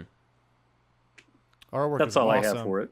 It looks great. Yeah. This is apparently released by Vertigo too, so this is definitely outside of DC continuity, right? Yeah. That's what it's looking like from this photo here. I wonder how they got the rights to use these characters then. DC owns Vertigo, right? Yeah. Oh, well, that makes Yeah, sense. that's how Sandman is tied into the DC universe and stuff. But yeah, because of the fact that McKean is back on the art, this does look like a sequel to Serious House and Serious Earth, even though it's Gaiman instead of Morrison on this. Listeners, I learned something today. DC owns Vertigo. Yeah. I got an education. But yeah, I do like this. I found this panel for Poison Ivy, and I didn't specifically look up Two-Face and Joker. Now I'm kind of interested to look into it to see if they look similar to how they did in Arkham Asylum. But yeah, I think it's kind of neat. I just like their collaboration again. And of course, like Dave McKean artwork is always, even though he may not like the way Robin looks, I always appreciate his artwork, and I think it's really beautiful. Yeah, it's great. Is this? So you read this one, Zach? I have not. This is Oh, you something haven't new read- that I okay. found out about, so I added it in here. You haven't read this one, Ben? Nope. Okay, I wanted to see if what the story was like, but all right, I'll check it out later, I guess. Yeah, I definitely will now that I've discovered it. Yeah, it looks cool. And then we have the Batman, the Man Who Laughs. This is a one-shot prestige format comic book written by Ed Brubaker and illustrated by Doug Mankey and Patrick Zurcher. Released in February 2005, the comic reveals some of the asylum's dark history. As a reporter reports on the asylum's renovation, the Joker poisons her and her crew, stealing the news van to broadcast whenever he wants. He later releases criminally insane patients at Williams Medical Center who, in a short number of weeks, would have been transferred to Arkham Asylum. In the end, Joker is defeated, and he himself is locked behind bars, in a straitjacket at Arkham. The graphic novel was reprinted with Detective Comics numbers 784 to 786, a storyline entitled Made of Wood, also written by Brubaker with art by Zurcher. In the storyline, Batman and Green Lantern track the Made of Wood serial killer whose killing spree was cut short when he was admitted to Arkham. Ex-Commissioner James Gordon is also pursuing the killer, and he narrows the search down to the two men admitted to narrow the search down to the two men admitted to Arkham in December of 1948. The only living one hardly able to walk and ignorant of the killings, Gordon reaches the grandson of the other, who has taken up the Maid of Wood killer's mantle. But really our focus is on The Man Who Laughs here, which I have read, and I do enjoy it. This came out 2005, so I was in high school, and this is when I was like deep into my comic book phase. Like there was a local comic book store that I had, and I would go and dig back through the long boxes to find all these different things. And I remember this came out. I was super into the Joker, and I was so excited because, you know, I think this might have come out after Batman Begins. So it was like kind of It's around the time, yeah, because it's February. Yeah, so it's that's right. So yeah, Batman Begins. It's like all this Batman hype is building up, and it was like, all right, this is like some Joker origin stuff. It was, Yeah, I was really into where it. It could go in the next movie. Yeah, but to me it is really like a retelling of like the original Joker first, like Batman #1, like Joker's antics within that storyline. It's kind of it is a cool retelling. I will say that the artwork is not my favorite, but I do like this story a lot. I don't know, something about it is a little too like wrinkly or line. Like Joker looks like he's got a ton of wrinkles, or he's very detailed as far as the line work. It's not horrible, but it's not one of my favorites. Kind of, you saying that reminds me of like that artwork in the 90s that was like too many cross hatches or something, like just all over the place. Like what? Like just don't make any fucking sense. Yeah. This is better than that though, but yeah. I love the font for Batman here. Also kind of classic. Ooh, yeah, that's true. Yeah. Yeah, it is. It's still a really good story. I do enjoy it a lot. Ben, have you read this? Oh yeah, no, I had a similar story as well, where like Batman Begins is close to coming out. There's a comic book shop that was close to the SAT classes that I was taking at the time, and it was just like, oh, like The Man Who Laughs is coming out. I gotta go on that day where I'm going to SAT class during the break. Go to the comic book shop, get this, pick this up, and I read it, and just like, yeah, it's good, but it's kind of like, let's just combine Batman #1 with the promise that was at the end of year 1, where it said that Joker was going to poison the water reservoir. So it's kind of just like, all right, it's what you would expect of this. Yeah. It's not my favorite Joker story ever. It's kind of in this place because it's had like it's a famous run that tells the story of how Batman first met Joker. But I do prefer. There's another one that Denny O'Neil did that was Legends of the Dark Knight #50, where it just sticks out to me all the time because Batman meets Joker and Joker pretends he's a hostage when he's with mobsters. Yep, I remember that. And Batman's just like, well, I'm just going to let the clown go because he's just a clown. He doesn't know who he just let go. Yeah. He doesn't know who this guy is. And I always thought that was amazing. I do remember that one. That is good too. Andrew, you have not read this one? No, I haven't read this one. That's all right. You don't have to. It's not the best one. It's okay. Like, it is a middle of the road one. It doesn't really break any new ground. It's interesting, but it's not one that I have like gone back and wanted to read again. I have it. I own this book, but it's just it's okay. It's not, like, probably better off reading the actual first appearance of Joker, which the story retells anyway. So pretty much. Yeah. Except if you read the 1940 version, you got this whole feeling of like, oh, this is the very first time, as opposed to this one where it's just like, oh, it's just a retelling of this. Okay. Just ramping up for the movie, basically. Yeah. But I mean, this is the one to read after you watch Batman Begins, that he's just like, leaves a calling card, and he shows the Joker card. Then afterwards, I just wanted to go back home and reread this. I see. Because it was the closest thing we got to. And of course, we had no idea The Dark Knight was going to be so much better than this comic.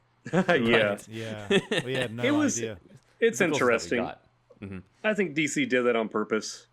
I was in my junior year of college in 2005, I think. If it was February, it was junior. Yeah. Old. Just kidding.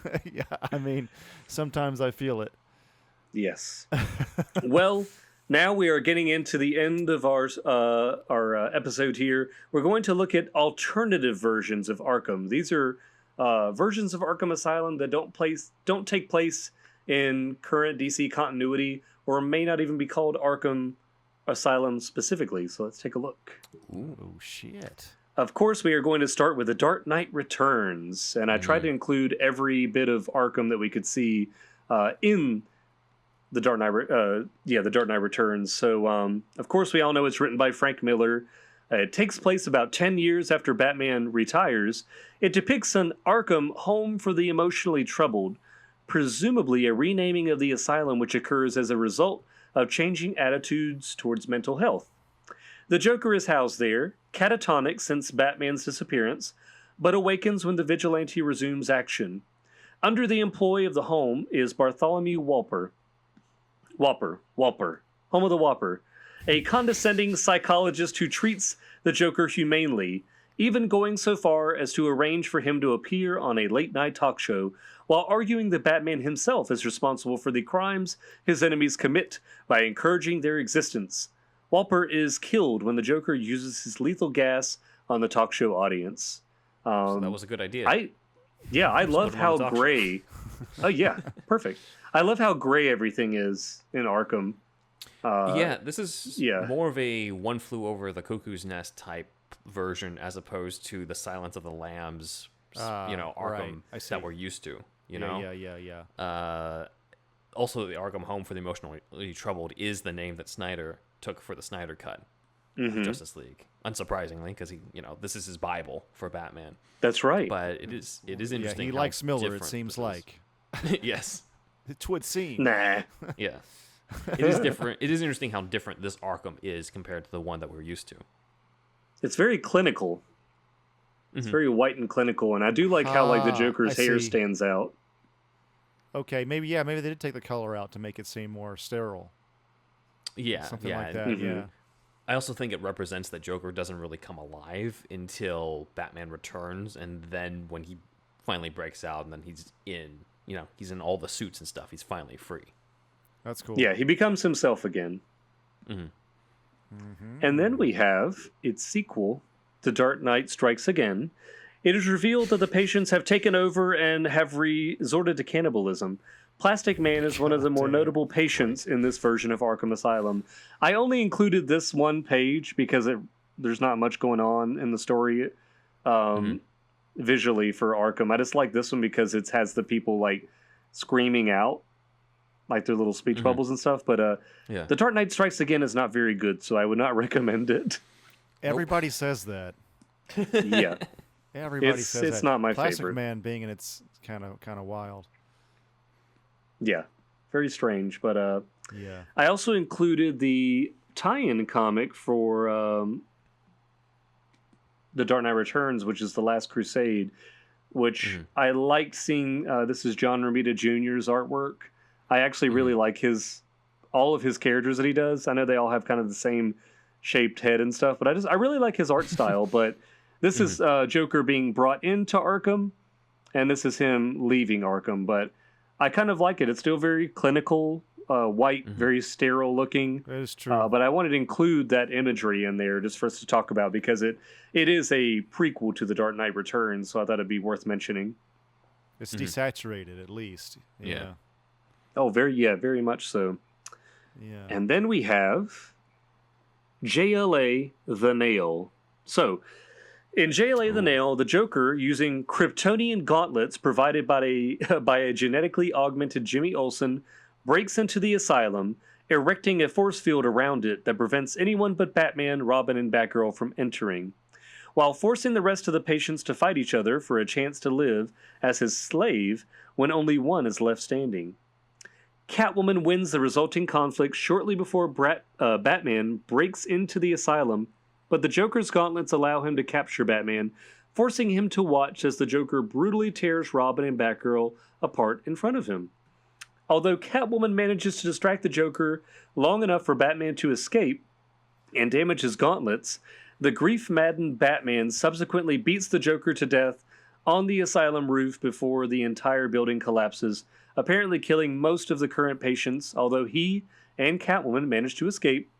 Batman is only tried for the Joker's death once the immediate crisis is resolved, and the sequel confirms that at least Poison Ivy survives the collapse.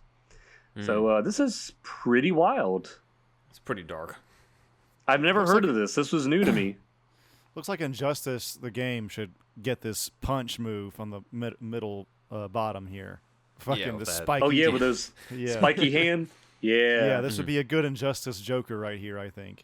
And this is grief-maddened Batman in the bottom right-hand corner, which I'm now thinking the white is a stylistic choice because as we zoom in, I can see Batman's pupil.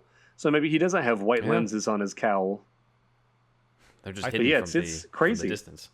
It's just a stylistic choice, man, I think generally. Probably some people have a lens thing, but I don't know. That's just always been my assumption. Yeah, I need to read this. It seems pretty cool. It looks very hellish in some of the later panels. Like, it looks like Joker is demonic, and it reminds me a little of Emperor Joker, where the Joker giving any substantial measure of power is going to completely run amok and torture Batman. So, I want to read this. It seems really interesting. Have either of you read this? I haven't. I be honest, I don't really read a lot of Elseworlds. Just because a lot of the times it's just like, okay, this is another what if scenario, but usually so self-contained, and unless I'm really interested in the premise, I'm usually just like, I put it in the back burner compared to something that is adding to the canon or continuity. Yeah. sometimes they're just. I am a fan of Elseworld comics. I think sometimes it just is interesting to see like different takes on specific characters. So I don't know. It does seem interesting to me. I definitely want to read it. Mm-hmm. And speaking of Elseworlds, this is our last entry. We have Batman Crimson Mist. Of course. Now, in Batman Crimson Mist, the third part of the trilogy that began with Batman and Dracula, Red Rain, the now vampiric Batman, corrupted by his thirst for blood, breaks into the asylum and murders all the homicidal patients, including Amygdala, Victor Zsasz, and the Mad Hatter, drinking their blood and chopping off their heads to prevent them coming back as vampires. It is unclear if he did this while reveling in his new power or to try and provoke his old allies into destroying what he had become. So yeah, this is the last entry in here, and it's pretty dark. We got Victor Zsasz having a big old hole ripped in him. This is a hell of a panel here. Yeah. Yeah. Kelly Jones does not hold back. Oh, no. Yeah. He's ripping Zaz's entire torso from top to bottom. Is what it looks like. A big old swipe, but we don't get any guts drawn. But yeah, couldn't happen to a nicer guy, really. That's exactly. True. So he's a vampire? So is he turned into mist in this other part here? Is this red? Yes. Thing? Okay. Yeah. Now that's a vampire power that comes from Bram Stoker's Dracula, the novel. Okay. Yeah. Which also has an insane asylum in it. All right. Funny, yeah. That's right. True. Yeah. Okay. Yeah, this looks fucking sweet, dude. Oh yeah, it's one of my favorite Elseworld tales. Yeah. Like the whole Batman, like Dracula stuff is always really interesting to me. So you're not going to see this in Batman versus Dracula. I don't think you're going to see this level of gore, but it is pretty cool. It's a whole other level. Well, you guys right can't here. put this in this PG direct-to-video tie into the animated series. Yeah, this is a good one. Yeah, well, to wrap up, that is the end of the comic history of Arkham Asylum. What do you guys think? What is the most interesting thing you've learned, or what's the most interesting takeaway, starting with Ben?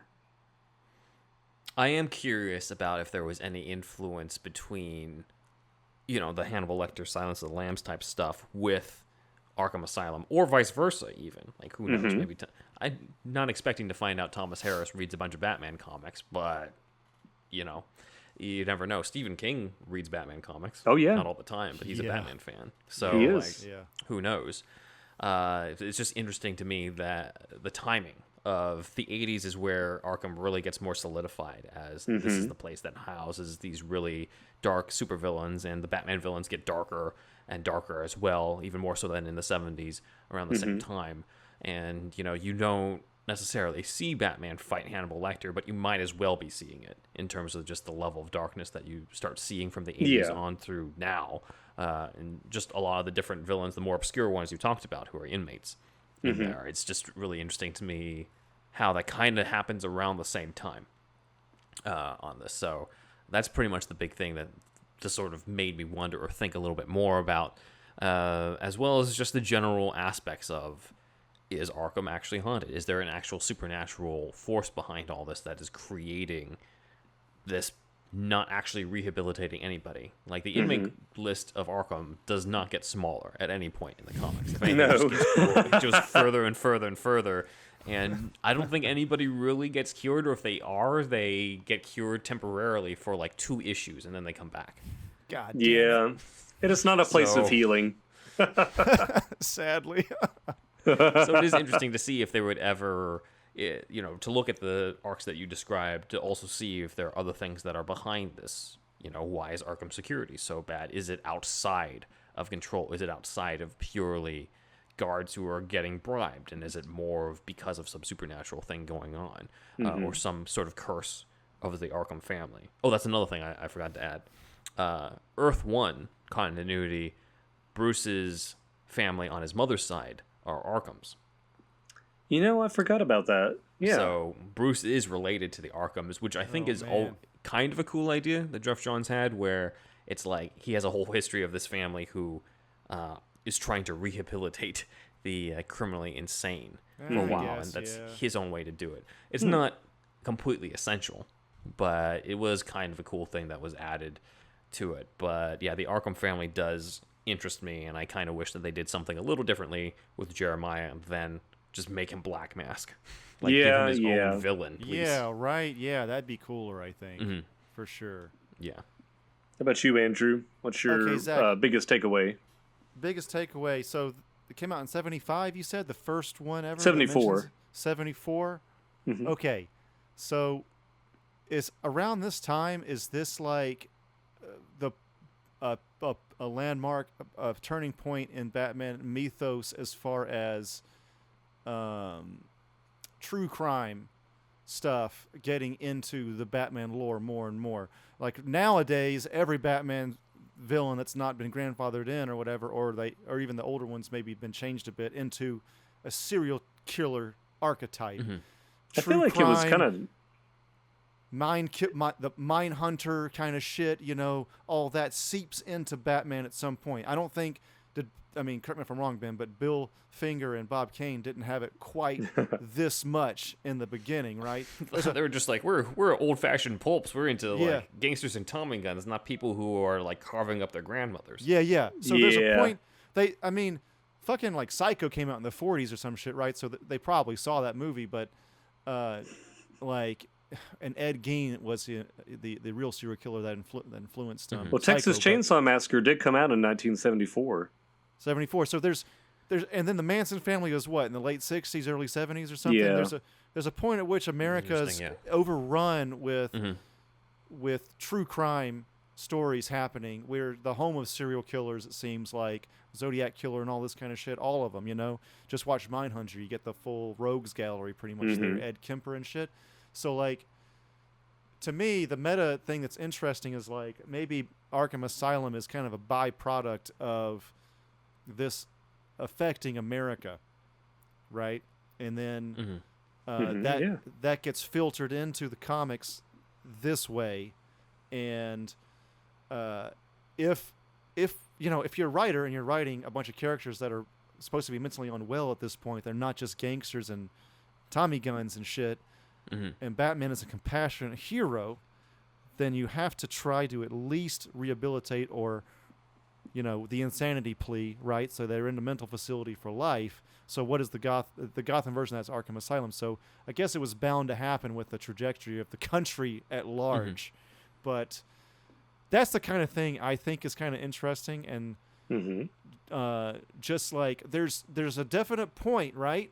It must have been about this time in the 70s where it's from pulp comics to true crime. It must have pivoted. I feel like Denny O'Neil seems like he was more interested in like serious Batman stories. Yeah. Isn't this around the time that Adam, Lord, is it Adam Neal? Neil Adams. Neil Adams. There we go. Neil Adams and Dennis O'Neil. Oh, messed that one up. They both have Neils in their name. They do. Yeah, Neil Adams was doing the artwork, and it was getting Neil a little Adams, more who like made fun serious of our dead man and in person, right in front of me. So I don't feel bad that I got that name wrong. I mean, whatever, but it was like the makeup's wrong. It's not that good. Dude, when do you ever see a live action dead man? Come on, man. I mean, just fucking cut us a break here, bro. Anyway, I'm not over it yet, I guess, guys. Sorry. He's still salty. I'm still salty about that one. It was just right. Yeah. I just met you, dude. What the fuck, man? Anyway, go ahead, Zach. I'm sorry. Well, I was just saying, I thought that Adams and O'Neil were doing more serious Batman takes, and that's like the time that the Joker, became like a more serious killer instead of a prankster, because they're starting to move away from the 60s Dr. Worth. Yeah. Well, that and the Comics Code Authority and all that stuff from the 60s, and all that. Yeah, so I think they're trying to like move away from that, and I'm sure that they were inspired by, as time went on, like more of the real world true crime and serial killers as they created more of these characters. I feel like Zaz is like very much in that vein, but that was in the 90s. So in the 80s, I don't know if there was as many like hardcore serial killers. They were around. In Batman's Rogues Gallery. Oh, in the Rogues Gallery. Oh, yeah. I feel like there are several instances of the comics being influenced by that, but like closer towards the 90s as opposed to right in the 70s and the 80s. It still trickles in, but maybe they just weren't allowed to go that far at that time, where it's still just like, no, we're just doing comic book stories. They're just a little bit more serious. So it's still the Joker, but we're not going into, the morality of whether or not to kill the Joker so much and whether or not Joker could ever be rehabilitated, or how realistically the Joker, of how many people he's killed, would probably get the death penalty unless he was, sent to Arkham Asylum. Okay, so in this starting period of Arkham Asylum, it's an asylum. So the main change really is, or what was it? Arkham House? What was it called? Arkham Hospital was the first one. Arkham Hospital. So so it was a kind of a slow transition to where we are now, I guess. I feel like it's a slow transition.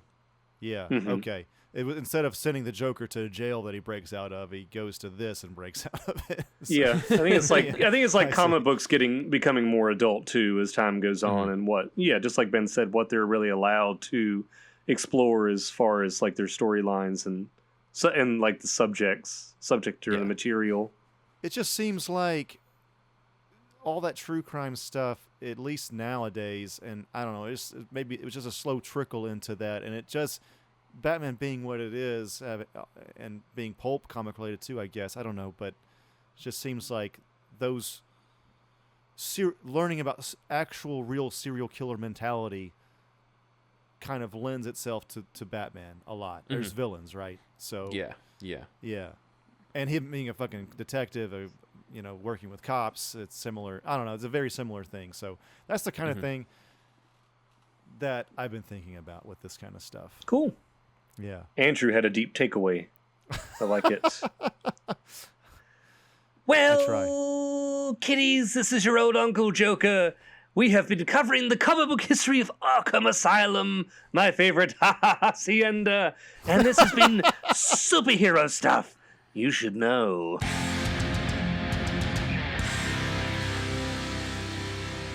First time we had Joker do that. Yeah, I thought about it. That's good. All right. Hacienda.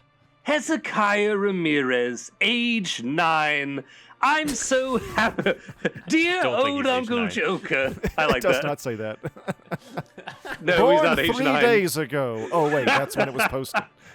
Hezekiah Ramirez, dear old Uncle Joker, I'm so happy you're covering this comic. I read this strip as a kid in the San Francisco paper. I still have my original clippings somewhere.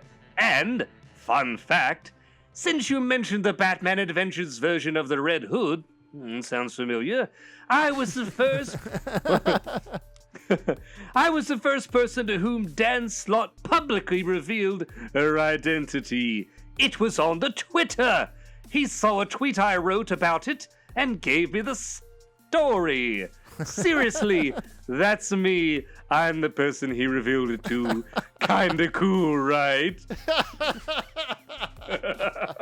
It is kind of cool. It is. Yeah, actually it is. Hezekiah.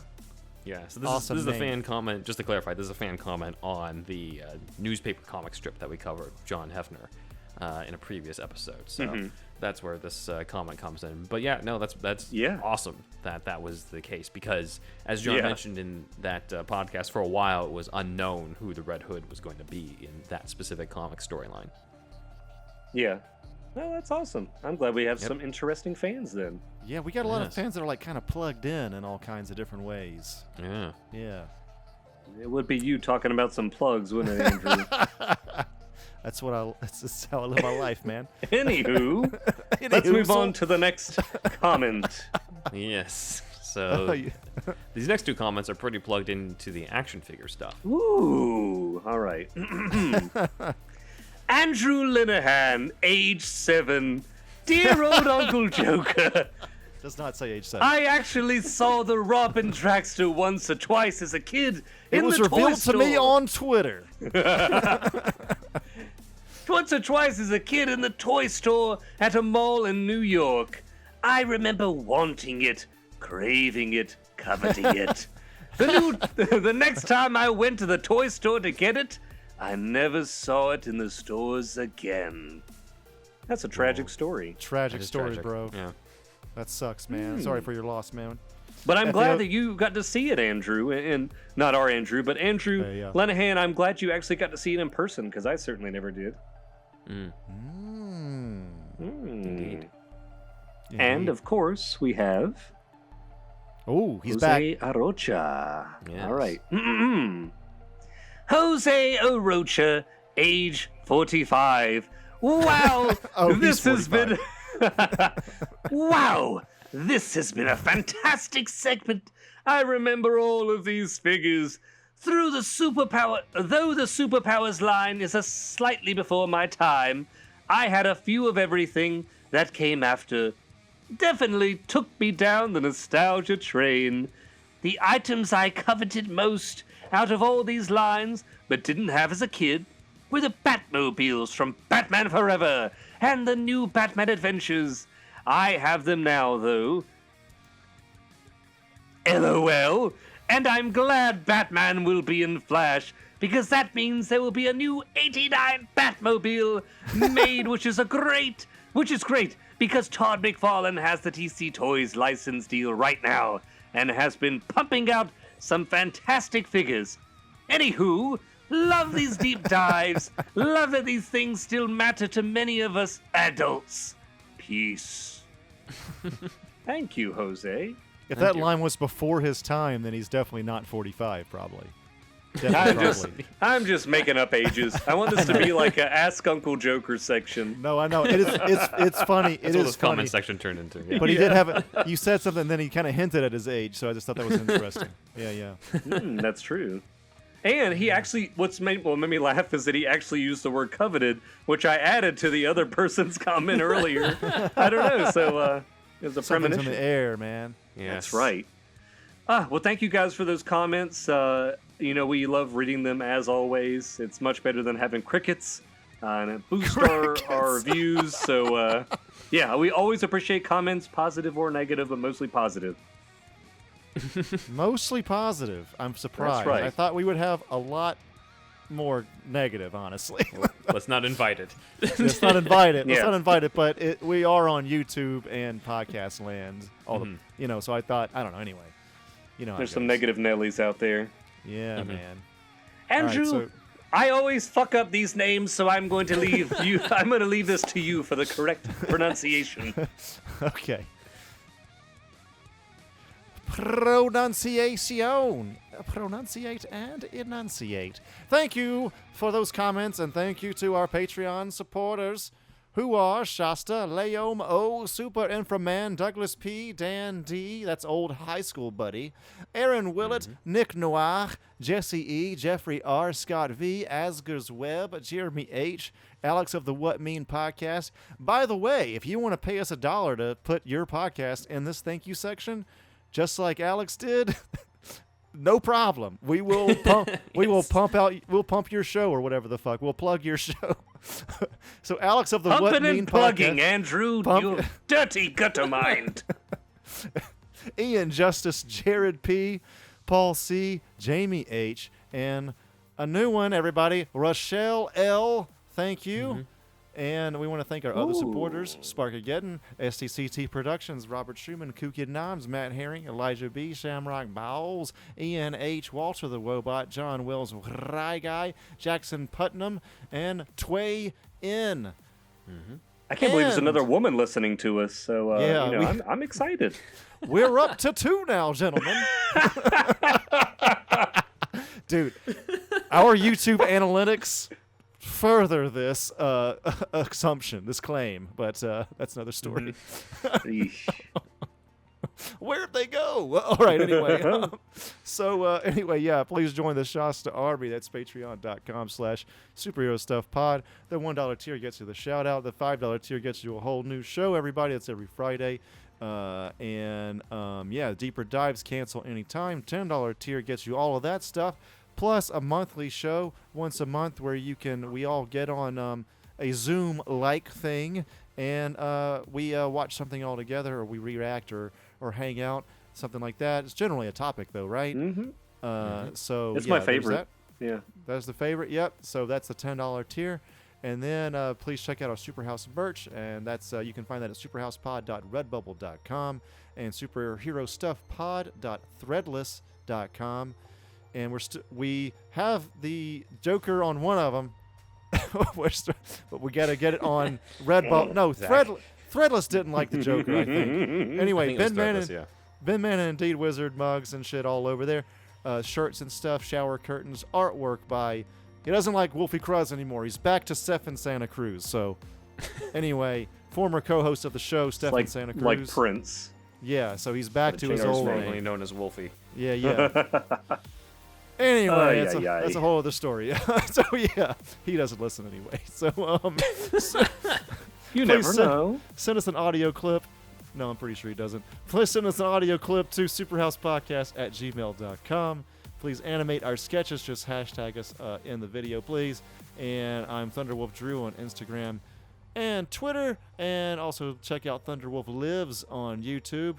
And ThunderWolfDrew.com has all my shit there as well. And then we got AmanoRecon.com. AmanoRecon.com. The beautiful poster by Zack Maximus right here. And that is an Indiegogo project I'm working on now. Indiegogo is like, you've probably heard of Kickstarter, right? Indiegogo is like Kickstarter, but it's more geared towards short films and fan films, but this is not a fan film. This is like an R-rated sci-fi horror with some comedy with a Power Rangers influence. But again, I have to stress, it's not a Power Rangers fan film. And there's aliens and shit in it. So we're working on that now. So please check out the website for now, and that's AmanoRecon.com. And that's it from me, Ben. Also, shout out to Comic Capital on Instagram, as well as the Everything Entertainment Club on Clubhouse. You can check us out on Twitter, as we can see right here, at SuperHousePod. But you can also check us out on Instagram at SuperheroStuffPod, and also on TikTok at SuperheroStuffPod. Vero, what are we? Superhero Stuff Pod as well. You can check out my website at benwanrider.com. You can also check out my YouTube channel, which is the link in the description below on YouTube. You can also check out Early Bird at earl-e-bird.com, where I know Andrew's favorite is Dr. Shimson. Also, I always notice your picture in the last one where who took the picture of you on the train tracks? A friend of mine. Okay, he dabbles in like a lot of photography type stuff. Pretty cool. So we went to an abandoned train yard and encountered all the Gotham hoods that were hanging out there, and we fought them all off, and then we took this picture, and then we called it a day. I see it every some of those week. hoods in the background. Yeah, I see it every week, so I just want to know more about it, Ben. All right. Yep. And then we got Vin Diesel and company in the background as well with their cars. Nice. I see him over there. Talking about the families. Yeah. Yes. All right. So, and then Early Bird at earl-e-bird.com. My personal Instagram is at benwanrider. Not .com. That's my website. My personal Instagram is benwanrider. There's no .com to that. As you can probably see here, as Zack moves a slide, that a lot of times I do have different pitches for different things. Or we can look at Early Bird. Early Bird, we love it. I was zoning out a little. I'm sorry. Doesn't want to hear about Vin Diesel and family. Come on, bro. And then you can also follow my cat's Instagram at Alfie Pennyworth Cat, my son. Love it. Love it. Who, if you can see in the visual, is trying to get his own podcast going on because he's screaming into the mic in that one picture. But if you also have an Alfie or your own cat, like all of the co-hosts have over here, then you can get Whiskerbox, a special only the cat box for the crazy cat lady and gent. And if you don't have a cat but you have a dog, then you can get the BarkBox, y'all. That's exactly what we talk about in the break. And that is one where you can get the first month free, valued at $35 if you use the link. And that link is over at superherostuffpod.com/shop. And that's where you can get all these different affiliate links for getting all types of stuff that you can get that will help us out as well as add to your own collection. And that is it for me. Over to Zack. Please tell me you got the deal with Gentle Giants, bro. I really want to know if you got that deal yet or not. We don't have that kind of money, Andrew. Oh, man, I wish. What are you thinking? After you get the deal, you will have it. Yes, that's right. Gotta get those Gentle Giants.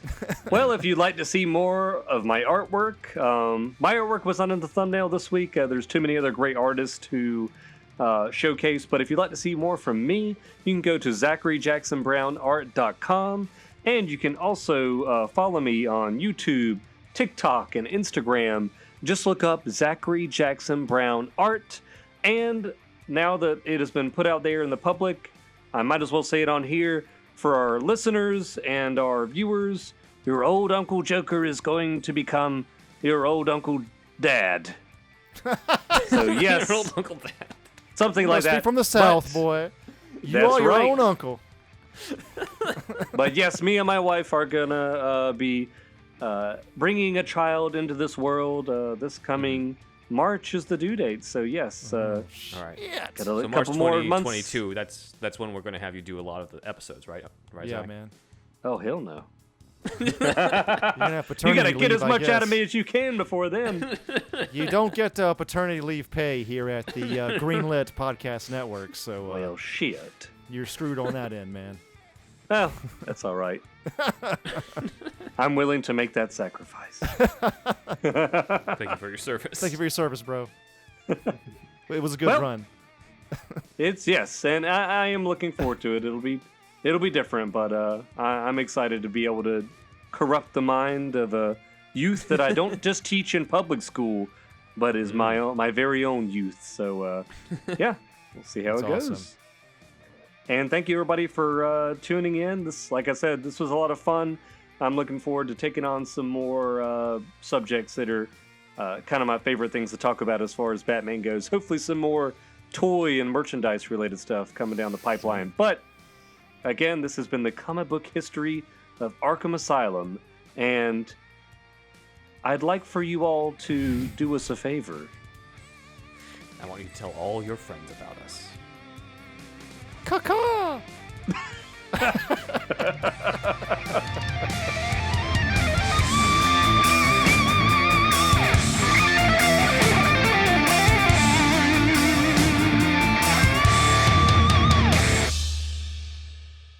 Indeed.